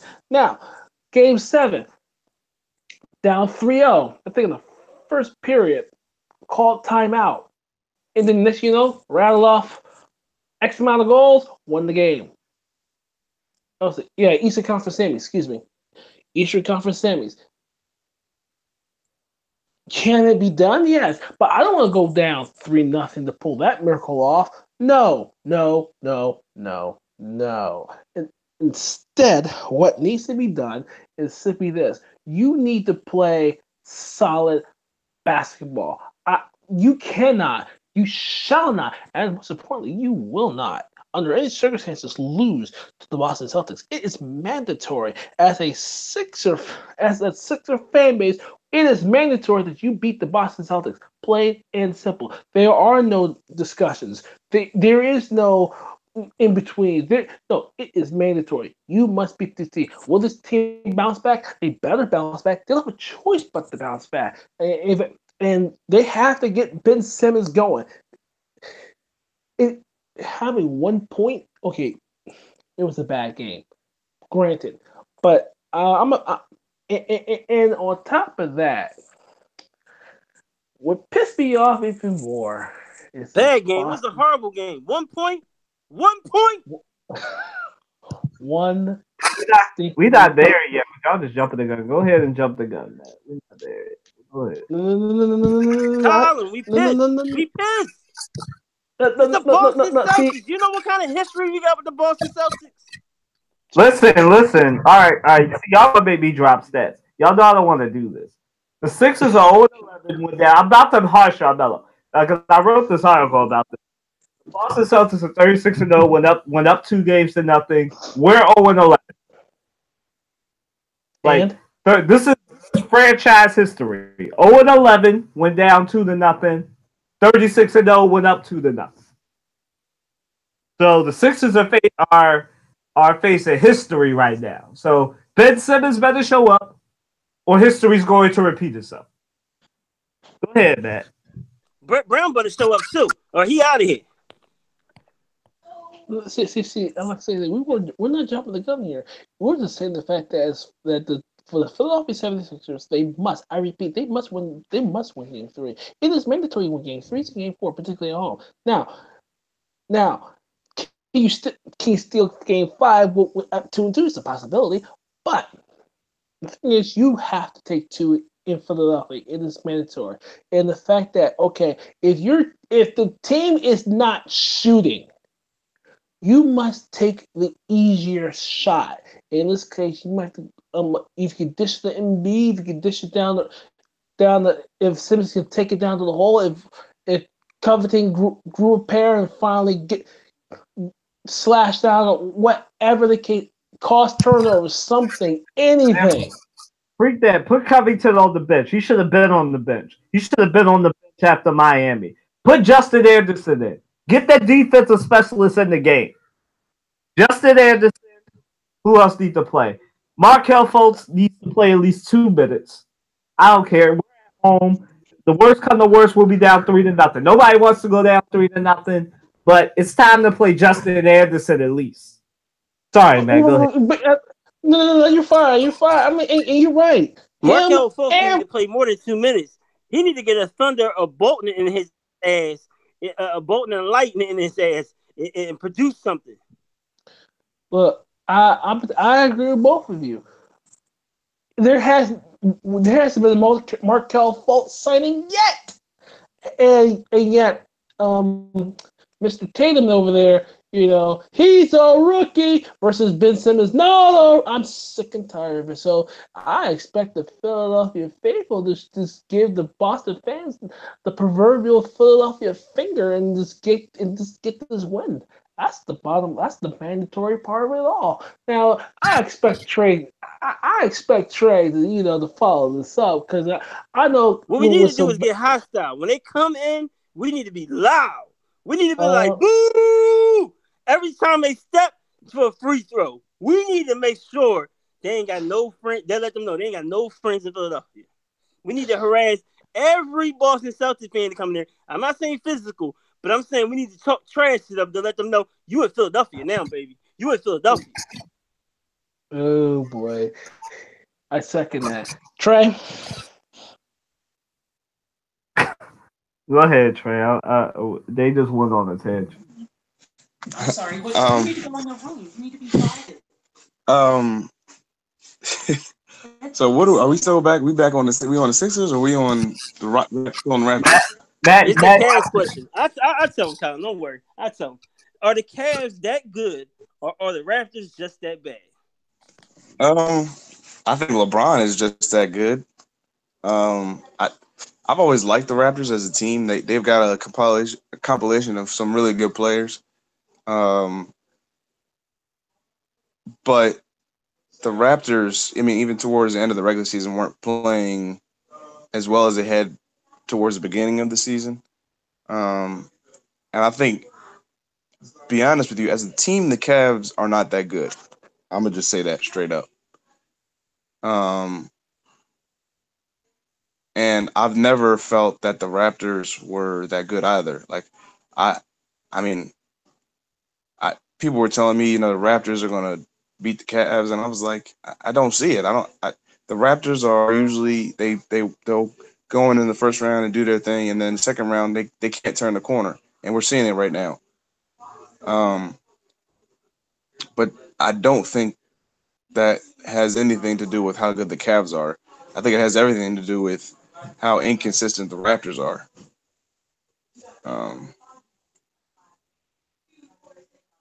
And I don't think the Raptors get swept, but I think it ends in 5 games, and maybe they win whenever. I guess they play tonight. Whenever, but I think it goes 5 games, maybe 6 games. But I mean, I've never felt that the Raptors were the type of team that could turn the corner in the second round of the playoffs. I mean, and history shows that the Cavs have the Raptors number. As long as LeBron has been on the Cavs, it's I'm in his second run with the Cavs, maybe not his first run with the Cavs, but in the second run with the Cavs, LeBron and the Cavs have had the Raptors number. So I don't think it's.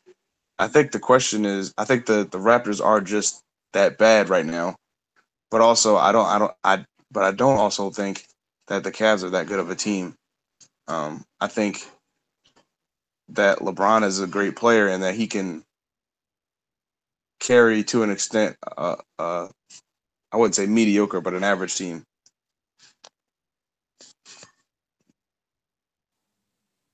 I'll admit to this. I got off a little tangent because Trey hit that button, but I'll admit to this that this Cavaliers ball club basically they're not that good. They're really not.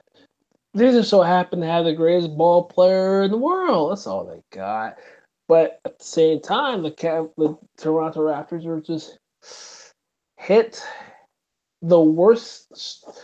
This is the worst time to have a losing streak, and they're hitting one right now. So let's just look. They have to get out of that cold snap some way, somehow. And look, I'm sorry, but it is mandatory that they win the series. I'm sorry, it's mandatory. You need to come back 2-0 and win the series. Because I'm sorry, I want to send Cleveland home. That's just how I feel about it. But this is basically a not so good Cleveland team that is beating a very cold Raptors team right now. That's what you're looking at right now. All right, y'all. So we're gonna move right along. Matt kind of already jumped on the Sixers question, but we're gonna move to can LeBron sustain this level of play all the way to the finals if they get that far? And we're just gonna make this a yes or no question. I believe. No, I'm sorry. I gotta cut you off. Because I'm sick and tired of this stupid LeBron James nonsensical stuff. And I'm gonna say I'm trying to keep it short and straight to the point. Can he sustain it? The answer is hell no. Why? Because I'm sorry, he needs help. You can say Kevin Love, Tristan Thompson, Harrison, all you want. I'm sorry. If you run through a buzzsaw that's either the Sixers or the Celtics, I'm sorry, the buck stops at the Eastern Conference Finals. If y'all got a problem, and I know you do, I know your blood's on the boil. I know the fact that you just want to say what you want to say. You can holler at me at Small Red Horn, and you can just have a deluge or whatever the bleep you want to talk about. Because frankly, the end of the road is the Eastern Conference Finals. Next. All right. So before Dre goes on my answer, I I'm like Matt. I don't believe he can keep it up because, like any good superstar, he needs help, and LeBron will go as far as the Cavs will allow him to go. So if they can continue to get something out of Kevin Love, then yeah, he can go all the way to the Eastern Conference Finals. But like Matt said, yeah, the buck stops there. But if he doesn't get help, then it'll end right there at the Eastern Conference Finals. It might end against Toronto if he doesn't get help. We'll see. They're going home, so he'll probably get something out of the supporting cast.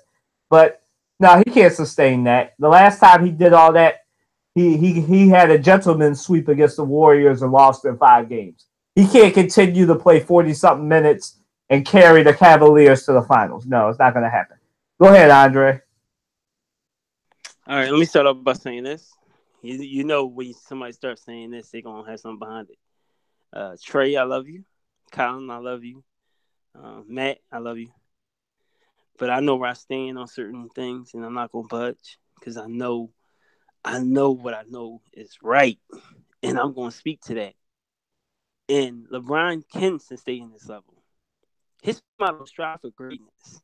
How many players do you know in the NBA that had that motto and that have been to 7 straight finals? Just name them for me. Just name them for me. I just want you to name them. All right. Before Andre goes, everybody mark this down. It's 12:51 Saturday, May 5th, 2018. 12:51 on about the hour and a half of this show, and he's already talking about blind faith, but faith it's impossible. I'm going to tell you that. And excuse me, the Kentucky Derby ain't start yet. so I just want y'all to know this man right here. We're all Christians here. Andre should be put in the Faith Hall of Fame for the amount of faith that he has in LeBron James and the Cavaliers to get to the finals this year. Go ahead, Andre. Yeah, make sure you mark it Eastern Standard Time. You know, we're in the USA, so don't forget that. You know, Matt, you're an idiot. If you think that the king is going to come down off his throne, he's not going to come off his throne. You got to go up there and get the king. He don't talk to peasants, all right? He going to sustain this level. He going to push that team to greatness because that's what he about. He put suits for all his teammates. You ain't never seen nobody got that kind of support for their teammates. Every year he buying his teammates something. He bought them Beats headphones. He bring them over his house for Christmas. He goes out his way to make sure that, you know, this is a unit. I can't work without my unit. I need you guys to do your job and excel at your job. I'm the general. Follow the general, and I'll get you past this war. That's it.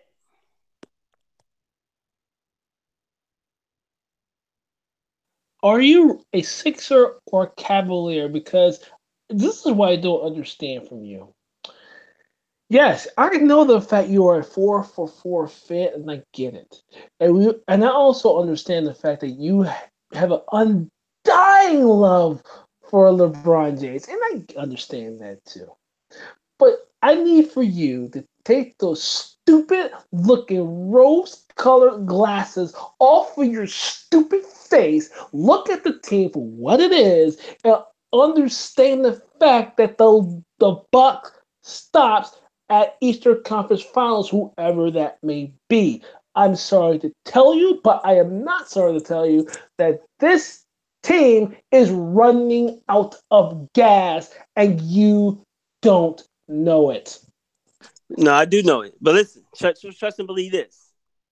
On the other side of exhaustion, on the other side of desperation, there's greatness there. You know, Oprah Winfrey said it best. After you've done all you can, you prayed, you cried. Sometimes you just gotta wait, and that change is gonna come, and it's coming for the Cavaliers, baby. Because LeBron is consistent. He's consistent. 7 straight finals, man. Come on, just give respect to that alone. Give respect to that. You ain't gotta like the man. I don't care if you like him, to be honest with you. You know, that's something between you and God, whatever. Or you and the sports guys or whatever. But I want you to respect what you're saying, man. Like, you're not gonna see this. Who the hell are you gonna see this from? Ben Simmons? Ben Simmons gonna give you 7 straight finals? Is that what you're telling me? Joel Embiid gonna give you 7 straight finals? Is that what you're telling me?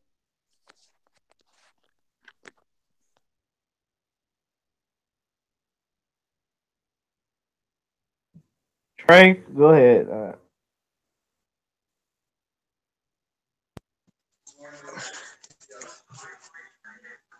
So I'm gonna agree with Andre to an extent, right? We all know LeBron James has been to 7 straight, or is it 8 straight now? It's gonna be 7. Um, 7 straight finals, and My man, I love you, brother, man. we know what LeBron James is capable of, right? We know that he has the ability to what I call beast mode. He has that ability to go beast mode, and you're like, wow, I've never where did this come? I wish he would play like this, all the time. On the And other that's not hand, criticism. right. On the other hand, but I think there's a difference between whether or not that's sustainable and whether he will do that. It's like he can sustain this 35 minutes, or 35 to 40 minutes a night, 40 points. That he physically can do that on a nightly basis. The question is not whether he can, it's whether he will, right? Because we've seen where we've seen it where you're like, okay, like LeBron has a solid game, but okay, where did beast mode go? Where did the 40 points? And because I don't think it has anything whether or not it doesn't have to do with his ability. It has to do with whether or not he will, right? And LeBron James is, I'll put it this way. He can sustain it, and I mean I don't really know else how to put it. He can sustain it. The question is whether or not he will, and whether or not alongside him the supporting cast that he has can. I think the question is whether or not they sustain what they're doing, right? If they can keep up with him to a certain extent and support him, because eventually, during this playoff run, yeah, he can sustain it. But eventually, he's going to get to the point where he physically cannot sustain that anymore. And whether that happens in 5 years, whether that happens now, whether it happens 2 years from now, eventually it's going to happen. For now, though, I think he can sustain it. Again, the question is whether he will. All right, so we're gonna take care of our non-basketball segments, and then we'll get back to basketball. All right, Matt, go ahead and go around the diamond and the ice. I know you've been waiting 2 weeks to talk about baseball, so go ahead and go around the diamond and the ice.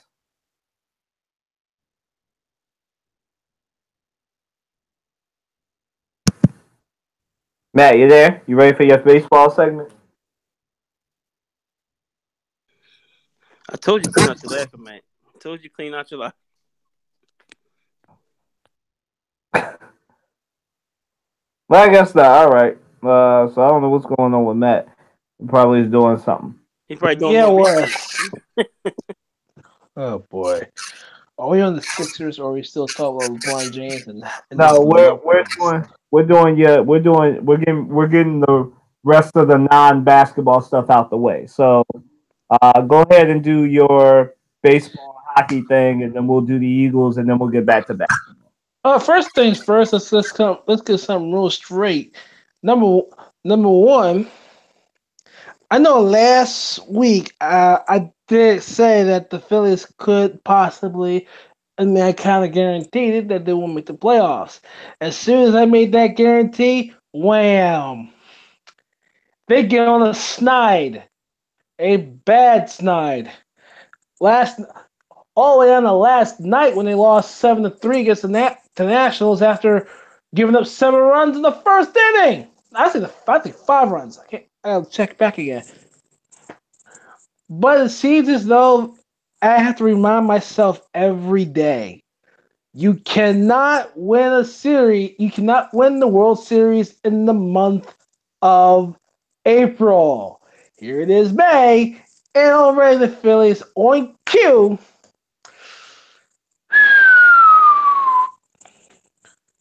So, but like like a 162 game season goes, had ebbs and flows. But however, in the National League East, guess what?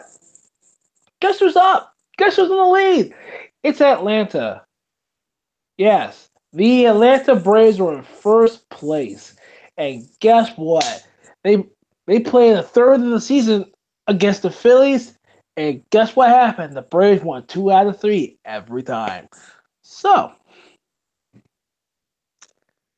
for those of you, I've sat there and mulled over and I thought about, can this team get to the playoffs? Can this team serve to get to at least the wild card game? It's a very strong possibility. It's a very strong possibility. But we have a whole lot of season to go. That's 1. 2. I don't know how many of you know about Ichiro. One of the greatest hitters in this generation. For those of you that lived on the rug, Ichiro moved on. He didn't really retire. He's moved his services towards the front office. So he didn't really retire, but he stopped playing anymore. But I'll admit to this. He is one of the best pure hitters best all-around hitters, and best best baseball players I have ever seen in my lifetime. I mean, you talk about the cannon, you talk about the speed, base running ability, and the fact that he can hit to all fields, and at one point he did pitch. But anyone can jump in if you want. I really think that Ichiro Suzuki is a better player than Pete Rose, because he wasn't athletic. Pete Rose was. Joe DiMaggio, and I know he had that 56-game hitting streak, which is hard to break in sports.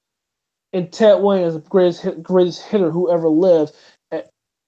And you talk about a guy that hit 409. I think 409 through the course of the season. And mind you, Ted Williams is the last hitter to hit 400. Nobody's come close. You can make the argument of Tony Gwynn. You can make the argument for so many great hitters of any era, any generation. But if you combine the stats to both Ichiro Suzuki in both Major League and in Japan, combine those stats, he has more hits than Pete Rose himself, making him the world hit king. So, if you got a problem with that, if you feel whatever, either one of you gentlemen, speak up now. See me at Small Red Horn, and we'll debate gladly, numbers and all. Let me just say this about Ichiro, man. Ichiro was one of the few people. He was one of the few people that, like Matt said, that had personality in baseball. Matt has said before that there's no personality, or he wishes that baseball allowed for more personality. But Ichiro, for real, to be honest, was the first international crossover star in baseball. Everybody knew who Ichiro was. You know, there were whole Sports Center segments about him. That's how popular he was. If you knew nothing else about the Seattle Mariners, you knew about Ichiro Suzuki. For a while, he was Seattle. There are a few superstars that can do well in that market. Gary Payton did well in that market. Alex Rodriguez did well in that market. Ken Griffey Jr. did well in that market. There are a few people. I think I said Gary Payton. Russell Wilson now. But there are a few people that do well in Seattle. right? And for somebody to be one of the 3 best faces of Marlins baseball in our recent history of our childhoods, that Mariners. Huh? The Seattle Mariners. So I said the Mariners, didn't I? Oh well, the Dude, Seattle. you said Marlins. Oh my bad, the Seattle Mariners, right? For them to be like I said, it was Ichiro, it was Ken Griffey Jr., it was Alex Rodriguez. Those were different eras. Obviously, the faces of the Mariners in the '90s were Alex Rodriguez and Ken Griffey Jr. And then there was I could go on. You got Jake Buhner, you got Randy Johnson, Norm Charlton, etc. Right. But Ichiro was one of the few crossover stars, and I'm so sorry to see him go. I didn't even know he retired until Matt posted about it on our private messenger for our podcast. I didn't even know that, and I was like, "Dang, Ichiro retired? He's been playing baseball forever since we were kids." But that's a shame to see him go. But I'm glad he's transferring to a front office role. Hint, hint to all you old superstars in sports. This is a way to gracefully exit from your sport. Just so you know. You got anything else to add? You got any hockey things for us? I, Matthew Mack, hate the Pittsburgh Penguins. I, Matthew Mack, hate the Washington Capitals. But Colin, that's easier said than done. Even our superstar, or the one we love, Michael Jordan, didn't gracefully exit.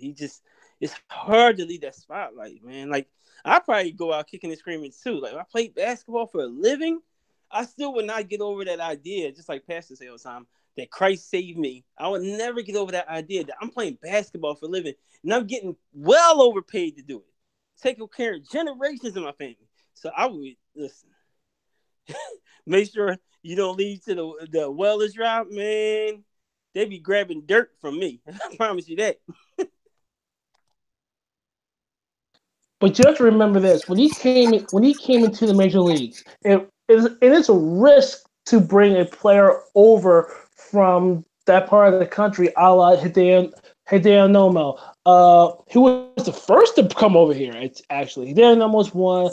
Shiyoshi Shinjo. I mean, the guys that do well there come here. It's like it's a culture shock, and they don't recover, or they're not who they say they are. I mean, that's why we're looking at Ohtani right now for the Angels. But you have to remember, when Ichiro came here, the Japanese media actually followed him wherever he went. I mean, it was literally, and they still do to this very day. There was a Japanese media, it was like the thing to do. It was like literally it was everyday Ichiro, and he was literally an international superstar in the world of baseball. Not to cut you off, but I remember they did an ESPN commercial about it.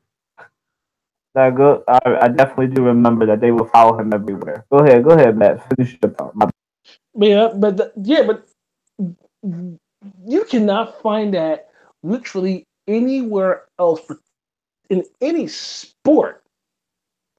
All right, where you have that much of a following, and that's just one player. I'm sorry. You say what you want about LeBron James, Michael Jordan, and everything else, but it was the fact that one man literally was the sport.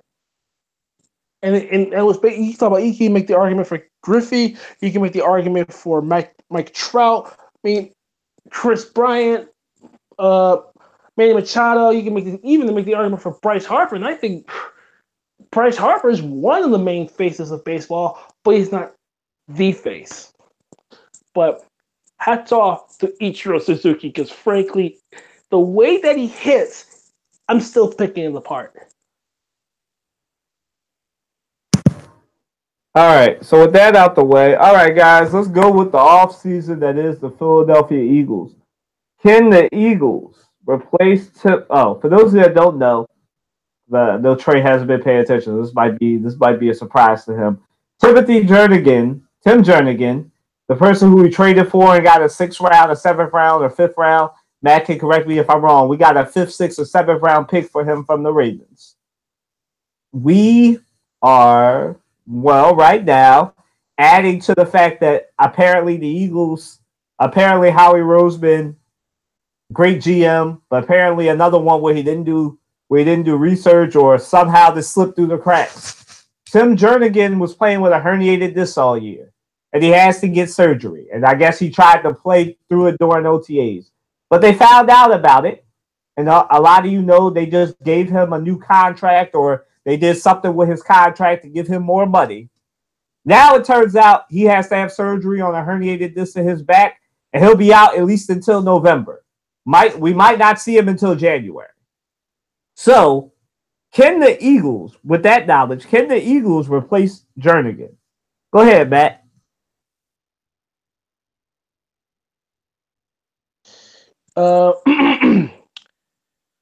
Three words. Next man up. That's been their mantra all season. Last season, I expect them to have the same mantra this season. It is next man up. So you can make the case for you can add another guy. You can add another solid defensive lineman just to keep the rotation going. But I expect. Because think about this: you can pick up a undrafted free agent at that position just until he does come back. I mean, remember, you have to look at it from a cap perspective. You have to look at it, you got to move money around. So you can go the cheap route, get a vet for a vet minimum, or you get an undrafted rookie. He comes back, you send him, and you send that said rookie to the practice squad or something of that matter. Excuse me, but I just found this John out right today. But if you're the Eagles, I think you should make a move to fill the spot just to keep the depth in play. Because remember, the Eagles, that draft this year's draft was basically a depth draft. It wasn't a type of draft where you want to shock people or you just make a big splash or anything. This is a draft for depth. That's what the Eagles did, and I think they need to keep at it and just keep bringing in depth guys that can fill the depth chart and they can do and play solidly through the course of the season, particularly in the absence of Tim Jernigan. So they need to bring in some more depth guys. I think is a very cost-effective move. You're not trying to bring in somebody that can, blow somebody off the water, and it'll cost you in the short term. But you need someone like that's very cost-effective, but also is very effective on the field.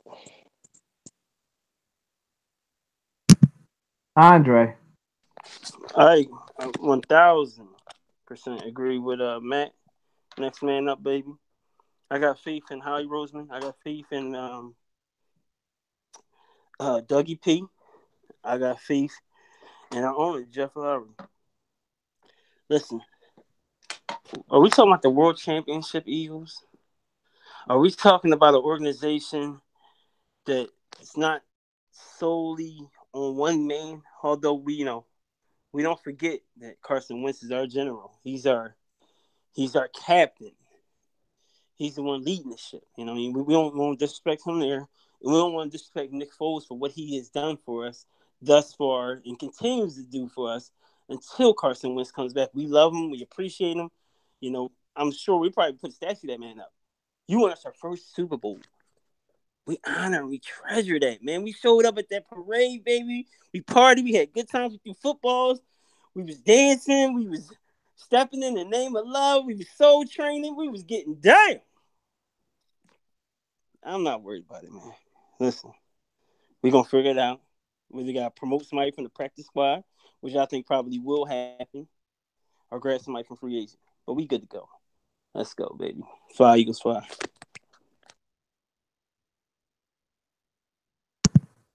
Trey?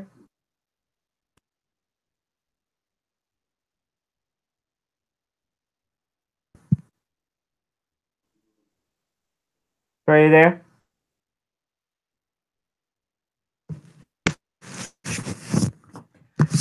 All right. While we wait on Trey, I'll go.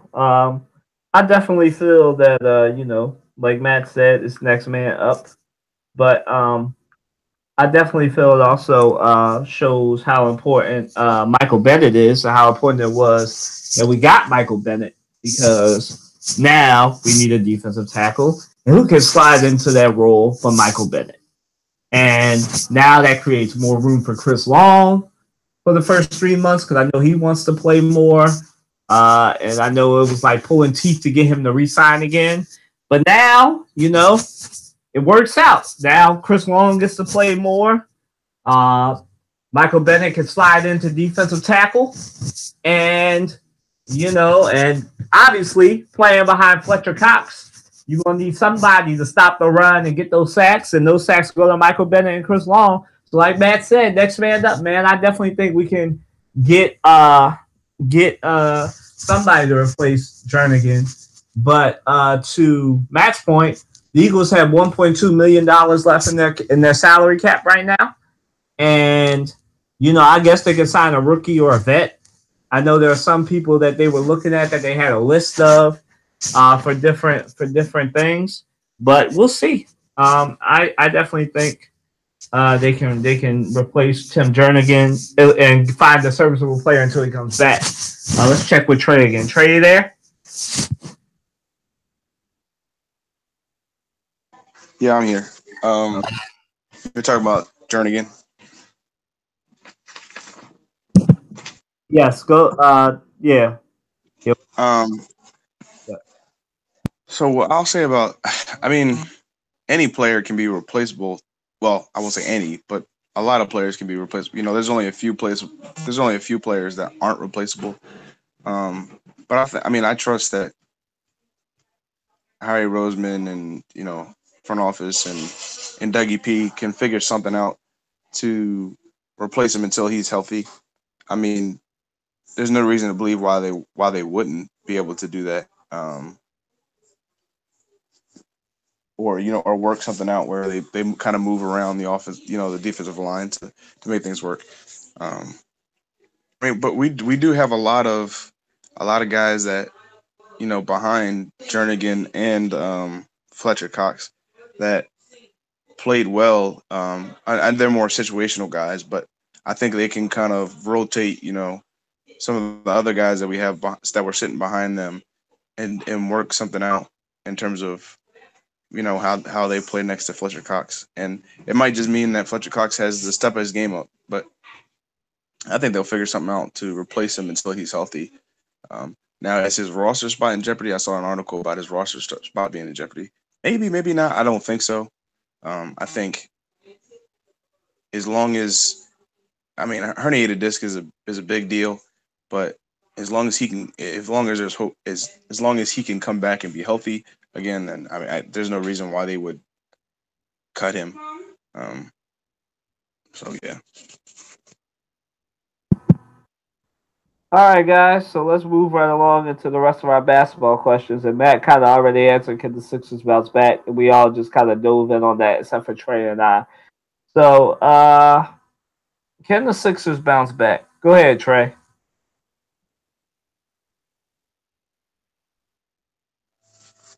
Yes, they can. They're down 2-0, but because I do think that in terms of the flow of their offense, Ben Simmons is key to that.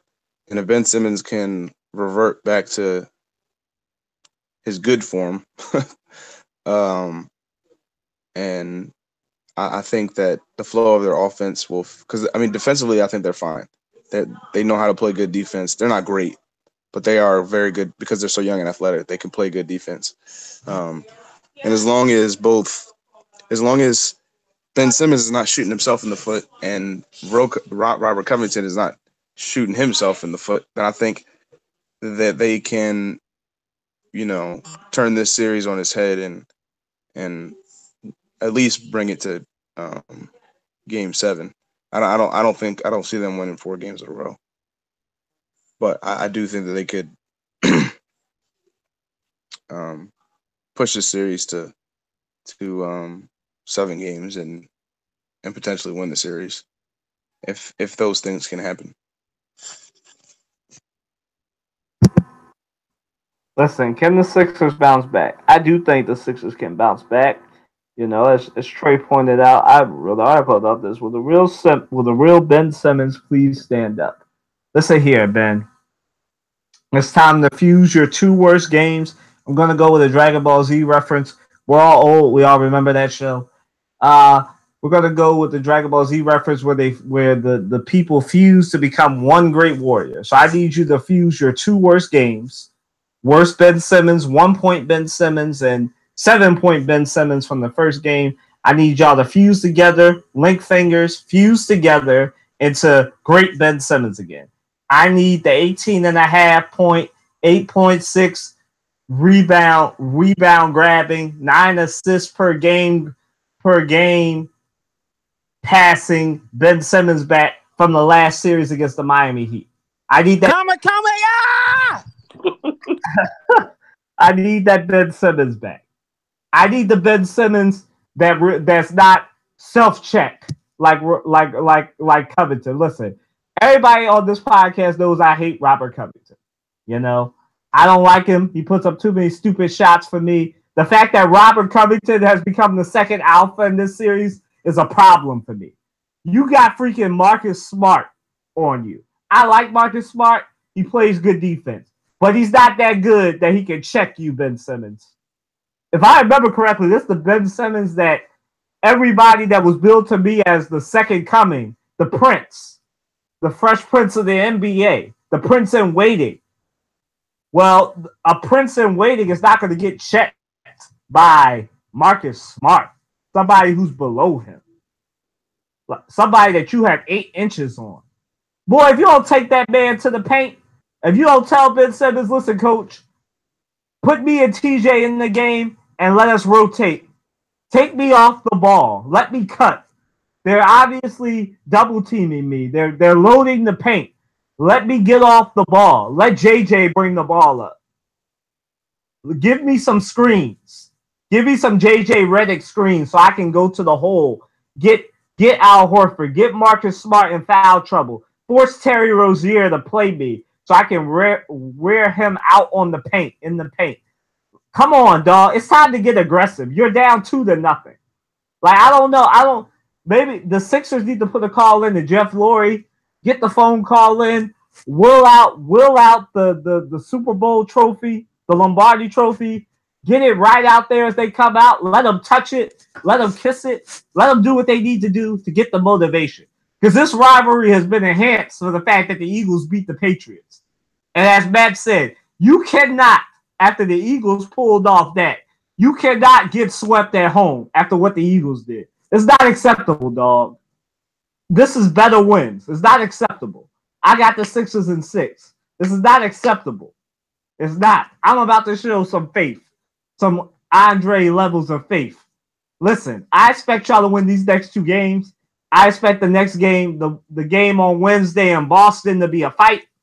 But I fully expect y'all to win these next 2 games. These are better wins. You better do it. It needs to happen. Do what you got to do. Get Dr. J in there. Get Allen Iverson in there. Get anybody you need to get in there to motivate Ben Simmons and the rest of the Sixers. That's what we need. It's not playtime anymore. Playtime's over. You can't lose. You can't get swept by the Celtics in Philadelphia. It can't happen. It can't happen. Moving right along. All right, Andre and Matt. Whichever one of y'all want to start first, y'all can start. I want to start first. Move right. the doorway. Let me in. All right, hold on. I'm going to go sit down real quick. Hold on. Are you ready to say it's time to fire Brett Grant? Go ahead, Andre. I've been saying it's time to fire Brett Brown. He's not the coach to get us to the next level. And I gotta answer that question you just passed us on because we went on a rant. I still want to answer that question. The Sixers definitely come back from the series. I got the faith Sixers going to sweep from here on out. They finally wake up. They finally get home. They understand the importance of winning in this town, baby. Where the Eagles did they thing. You can't allow the Philadelphia Soul to just keep winning in your arena, and you don't show up. Come on, man. Is you serious? I got any sense of pride?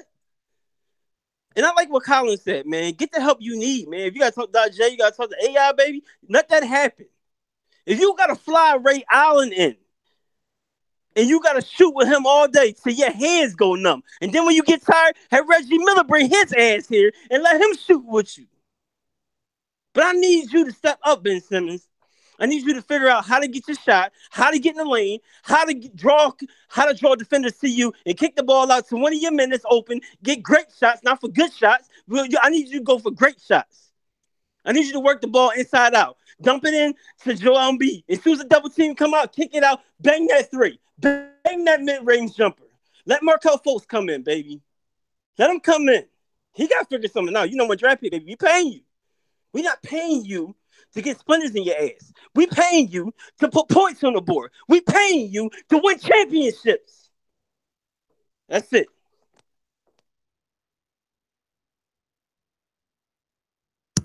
All right, Andre with the WWE promo. Go ahead, Matt. I'll do the best I can based on the power that I have. So here you go. The bottom line is simply that I'll say it again, it is mandatory that you win this game. And Ben Simmons must play like Ben Simmons. He must play like Ben Simmons. Because if you do not, this is gonna be hell to pay. Hell to play. Hell to pay. Okay. The one thing people gotta remember is that you look,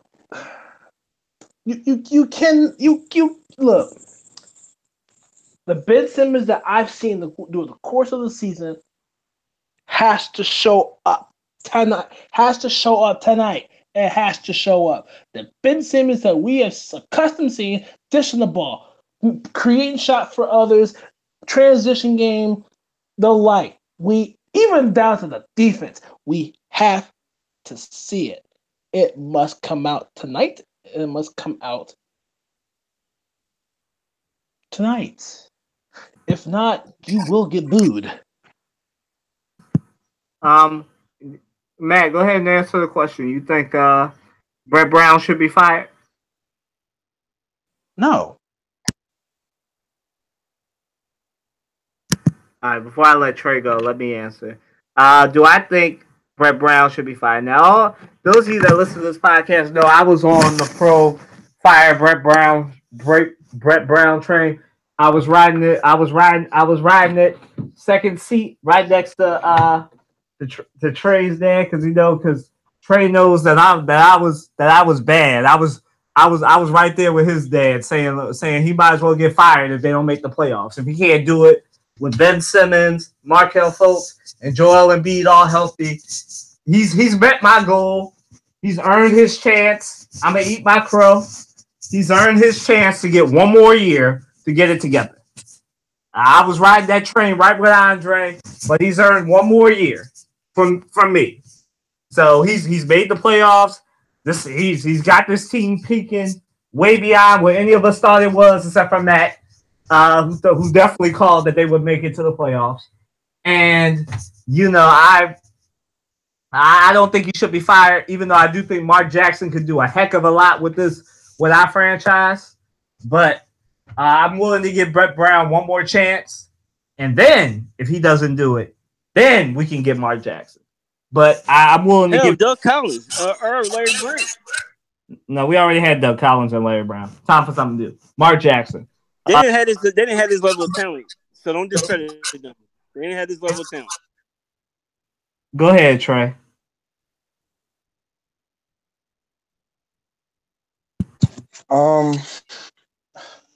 I mean, my opinion with Brett Brown is that I think he's a solid coach. But I think one of the things that he lacks in, to a certain extent, is his ability to bring players to the next level.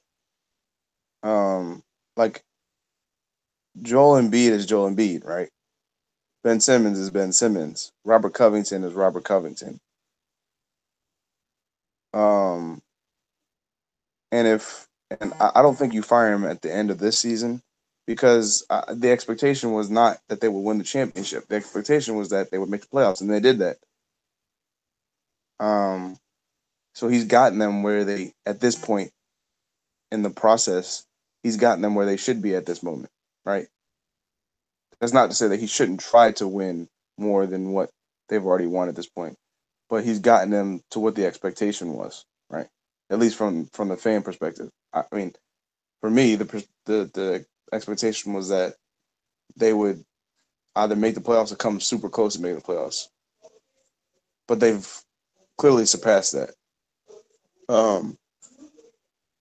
So my thing is, I don't think you fire him at the end of this season. I think if next season,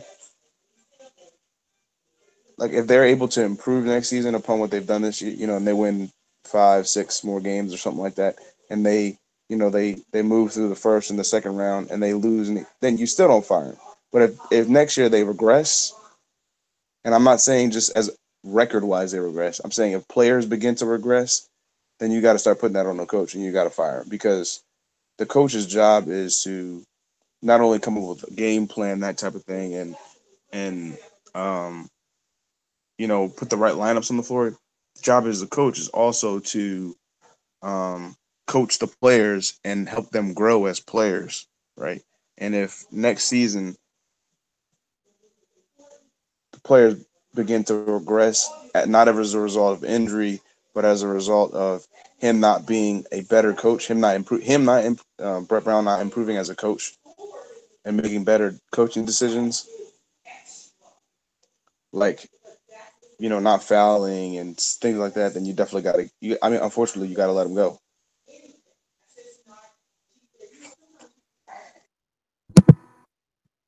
All right, guys, we kind of answered, are the Sixers done? I think we all are saying no. So we'll just answer this one, and this will be the last question for the day. then we'll get on. Then we'll get on going. So, are the Celtics that good? The same question from earlier. Are the Celtics that good, or are the Sixers that bad?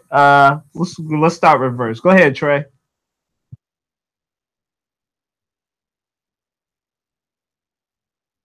What was the question again, Kylan? Sorry. Are the Celtics that good, or are the Sixers that bad so far in this series? So far in the series, the Sixers just haven't played up to par, or what we saw that they were capable of during the end of towards the end of the regular season, those last like 25, 30 games, and what we saw from them in the first round. So I think the Celtics are actually a very, very good team, even without Kyrie Irving. And I think the Sixers are a very good team. And I think the Sixers can beat the Celtics. The only problem is that, not everybody on the Sixers are playing like they should be. The Celtics are doing their job. And the Sixers are allowing them to do their job. As in sports, the reason why you call the other team your opponent is because your job is to make sure that they can't stop you from doing what you do best. And sometimes you allow that to happen, whether it's mental, whether it's, physically, you're just not as good of a player as the other team. But the Sixers have the ability to beat the Celtics. And they've just got to believe that and play like they can. And then we'll see how that, if the Sixers come out and play their best and still lose to the Celtics, then there's your answer. The Celtics were just a better team, right? But right now, the way the Sixers are playing, they're not proving to anybody that they're a better team, or even that they have better players than the Celtics, because they're not doing their job. They're not mentally, and they're not putting themselves in in a position mentally to beat the Celtics. They're not going out. It seems like I'm not saying it's an effort thing. It's more of a thing where they're not coming out on the court like they know they can beat the Celtics. And unless that happens, the series is not going to end in their favor.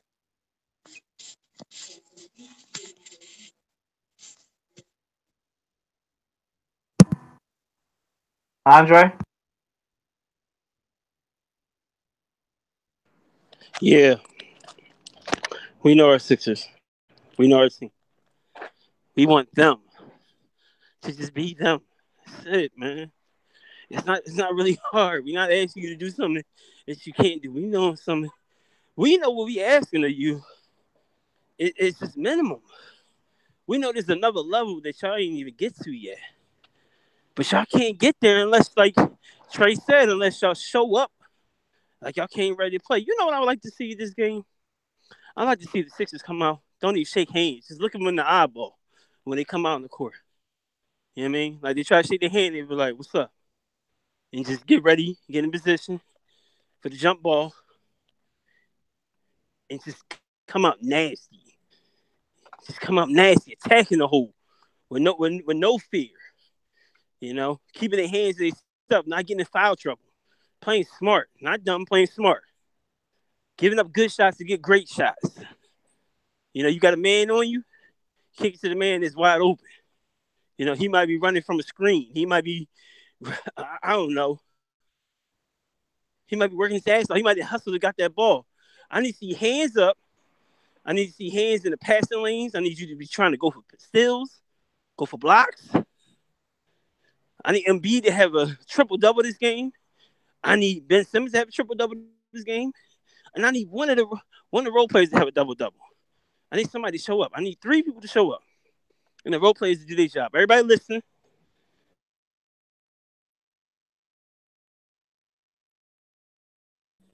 Run that pick and roll when you need to get that open shot. Kick it inside out when you need to get that great shot. And I need you to play every second of this game. Don't take off no plays. Blow them out. You got to make a statement in this game. Because they don't fear y'all right now. They do not fear y'all. And to answer the question, no, the Sixers aren't that bad. The Celtics are better than we thought they were. They weren't they were going to be intimidated by us and all our number 1 draft picks. No, they care less about that. They're a scrappy fighting team. And they going to prove their point. They did their job. Like I said, they did their job. They went at home. Now the buck stops. We good here.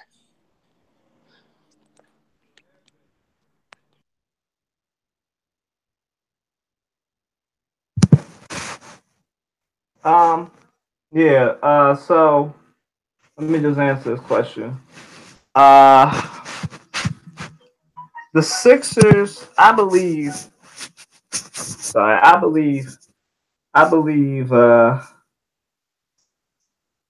that both things can be true, right? The Celtics really are that good. And the Sixers have been playing horrible.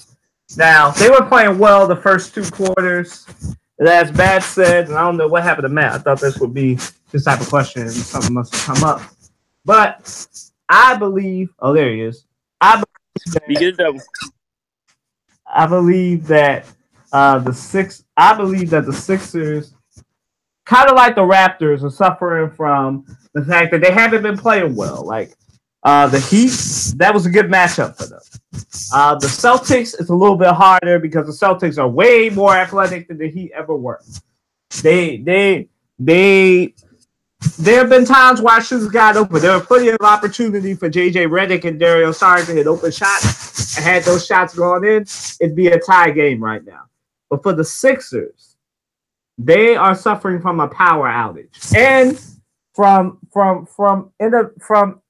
inefficiencies. Like as Matt said, they got real schizophrenic when the Celtics came back. It's a game of runs, and when the Celtics came back, it's like the Sixers were all like, "Oh no, here they come to smash us again!" And Rocco was taking dumb shots, Ben Simmons was getting dumb charge calls. Another thing that hasn't been pointed out, or I'm sure has been pointed out on radio, is that there were so many times where they were hacking Joel Embiid, Dario Saric, Ben Simmons when he went down low, and everything else. And, you know, there were no calls. I guess you won't get those calls in Boston. But hopefully in Philly, the refs can see. You know? Hopefully in Philly, the refs can see. Because if they don't see and they try to screw us, we're burning the NBA office down. And and there's just so much going on, right? Well, Philadelphia teams should never depend upon the refs. The refs have never been our friends. True, but they shouldn't be missing bad calls. Like I know you've seen it. There were plenty of times when Joel Embiid was getting smacked around. There was times when Shaq always complained about it during his career. Big men don't get calls, they should. True. But you know, we're not relying on the refs. I'm not talking about the refs. But the Sixers have to wake up. Joel Embiid has to keep doing what he's doing. Double doubles, get some blocks, back Al Horford down, get him in foul trouble. We got so much things that they need to do. But it's a combination of both. The Celtics are really good. I hate giving the devil their due, but they are. Even without Kyrie Irving and Gordon Hayward, I see Matt rolling his eyes as I speak. But the Sixers will win these better wins. It's not a must win. It's a hashtag better win. And Ben Simmons will find himself. He's probably listening to that Eminem song and just needs to change the lyrics to "Will the real Ben Simmons please stand up?" And let the prince of the NBA show himself. Let's go, Ben. It's time to wake up. It's time. I don't know what we have to do. If we have to gather, this is the second Dragon Ball Z reference. If we have to gather the 7 Dragon Balls and wish for old Ben Simmons to come back, I'm willing to do it. Let's go. Let's get this done, Ben. Let's get this win. Go ahead, Matt.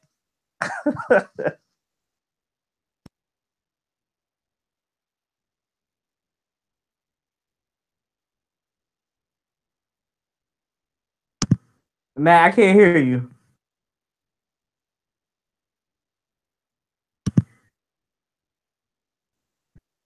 Is there something wrong with your mic? Because I can't hear you, Matt.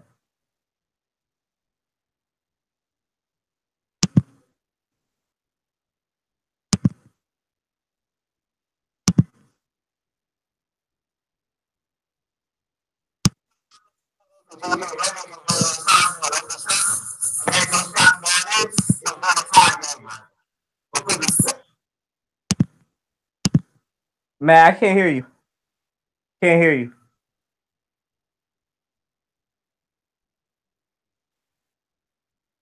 All right, so while Matt gets his thing sorted out, let me just make sure it's not nothing on my end. But I think it's him. Dre, could you hear him? No, I couldn't hear him. Okay, good. I couldn't hear him at all either. Okay, good. I mean, I'll talk a little bit more until he get his crap together. I told him to clear out his locker, but he don't listen though. So you can't have Will Smith finally get on social media and root on our Sixers and our Sixers not show up. Come on, y'all. Still can't hear you, Matt. Kevin Hart is showing up to games. Coming from LA, man. He could do better things this time, but he decided to put all his faith in his city, man. So we need y'all to do the same thing, man. It's just that simple. Come on, man. Where you at?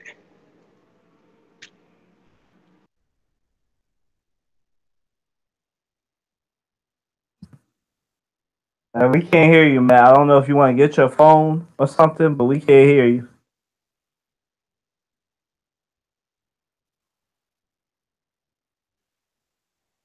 Matt, we still can't hear you.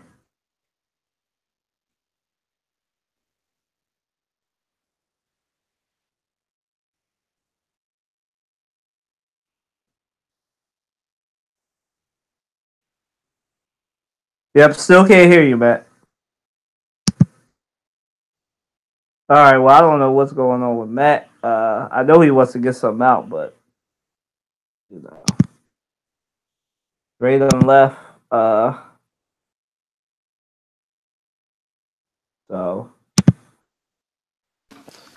I don't know if you can hear me or not. So there we go. I can hear you now. sweet. All right.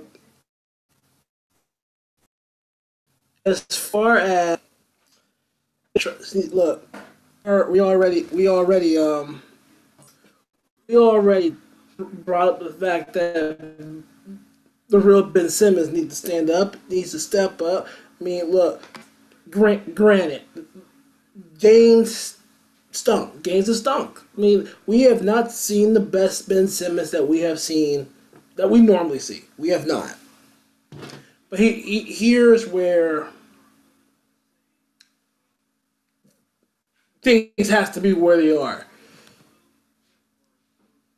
If I need Ben Simmons to show up to where it's though, like look, like I said earlier, create the shots, play defense, the whole nine. I said it earlier.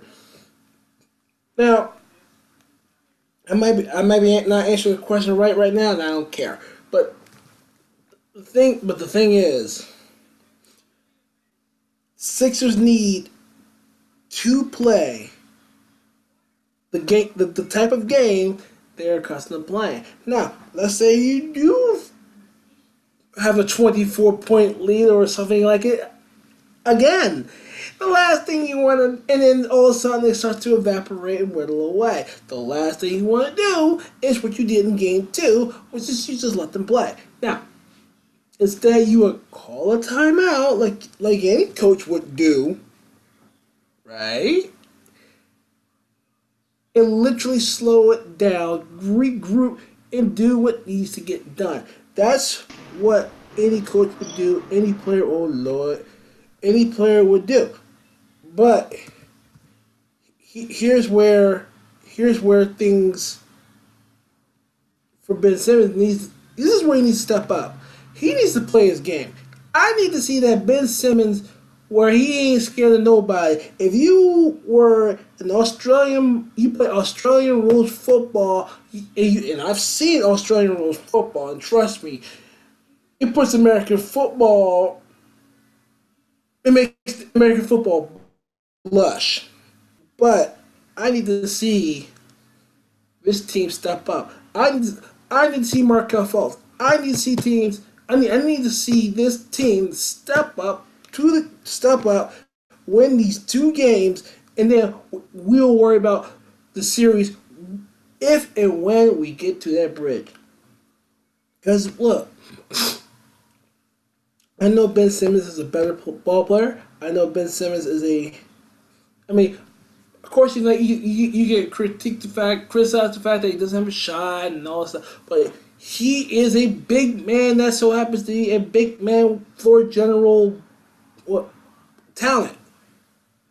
So the bottom line is, if you can't play soft in this series, you gotta punch him in the mouth. You gotta punch him out. Go down, hold with authority. It's gonna be a little tougher. It's gonna be a little bit more difficult, but you guys assert authority tonight. You must assert the fact that you are the man, who you are. You are Ben Simmons. You are the second coming of LeBron James. But you just got to assert yourself. You say, look, I am the man. I run this court. Welcome to Philadelphia. That's where it's supposed to be. Bottom line. That's how literally the Sixers got to play with some toughness. And the last 2 games was not Sixer basketball. It was not.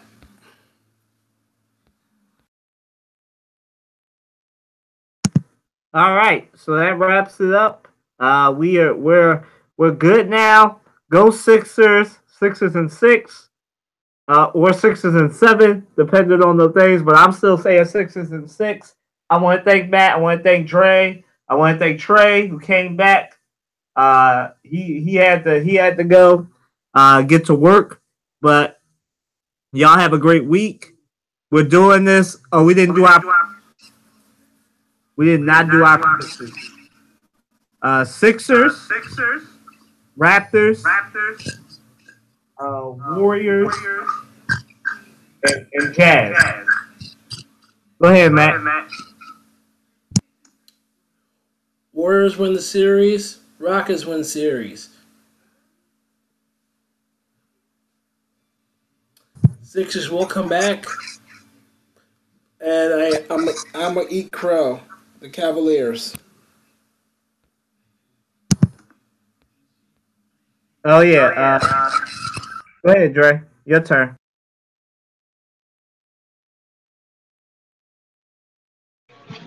Whoa, my fault. I hit something wrong on my phone. What was the question? Just your predictions for this weekend. Predictions for playoffs? Yeah. All right, so we know Sixers gonna win. That's a given. We all in. Hey, let me look at the schedule. I ain't been up on the NBA schedule in a minute. Been so busy with other stuff. Well, Raptors, Cavs. Which one? Oh, Cavs. Cavs about to sweep them, yo. They not playing. LeBron, all right. put some respect on his name again. Y'all keep disrespecting. Warriors, and Pelicans. Pelicans ain't playing with the Warriors. I think they tired, to be honest with you, yo. Like, I keep saying it. It takes a lot out of you to go to finals year after year after year. You're about to get an angry message from Amina for disrespecting her Warriors. Listen, I always give the Warriors props and I say how great they are and all that. So she shouldn't be sending me no angry messages about none. Seriously, like I give them their props, but what goes up must come down. You're not gonna stay on top forever. It just don't work that way. You know what I mean? LeBron didn't win every one he went to. So who the hell is Stephen Curry and Draymond Green and Klay Thompson to keep winning everyone they go to? Even if they got Kevin Durant on part of their squad now, you know it's only so much you can dish out. Like teams is gonna catch you and just bust you in the mouth. They get paid to play too. Houston's not playing. They want a chip. So it's just that real. That's it. It's just that real. But all right, and then Jazz and Rockets. And the Jazz and the Rockets, man. The Rockets understand now. Them young bulls ain't no joke. They gotta come to play because the young boy in the Jazz is trying to prove himself as rookie of the year, which is pretty impressive. Don't get me wrong, but he ain't better than Ben Simmons. You know, the young boy is like I'm so impressed by his work ethic. The fact that he listened to Kobe and he watched the playoffs, and not only did he watch, but he listened to it when he went to sleep because he wanted to absorb it all. That's impressive, man. That's very impressive. Yeah, players don't do that enough, if you ask me. Like, because if I was an NBA player, just to show how dedicated I am, they'd be writing so many stories about me, man. They fingers be numb. You hear me? They'd be like, I'm tired of writing about this bull, man. We know he dedicates his game. I would sleep in the gym sometimes. It's like, yo, we came here, this nigga was sleeping here. Like, I would be just how my man on the Texans is. I can't think of his name. What's his name, y'all? What's the boy name on the Texans? Football player.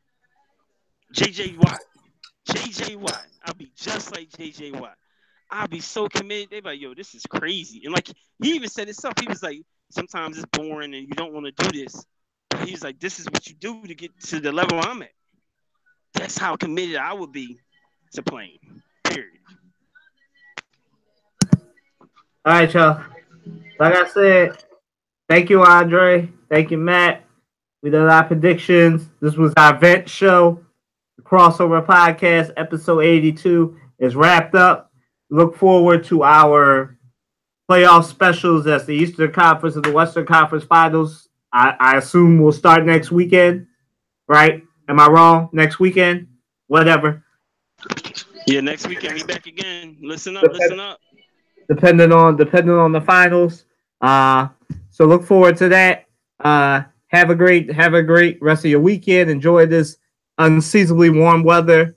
Matt, we still can't hear you. I don't know what's going on with your stuff. All right, never mind. You good? All right. Stop buying your equipment from Family Dollar, man. They good at certain things, but not everything. All right. That's it for us. Deuces. Oh yeah, come out to our carnival if you're in the West Philly area. Church 47th and Lancaster. Carnival time. Deuces out. Thank you for plugging that. We appreciate it. Come on out, y'all. We open today to, I believe, 10 o'clock. So come on out. We start at 2. We about to start now. I'm about to go out there. It's a lot of fun. It's going to be a lot of good time. Thank you for having the show. All right, y'all. Deuces.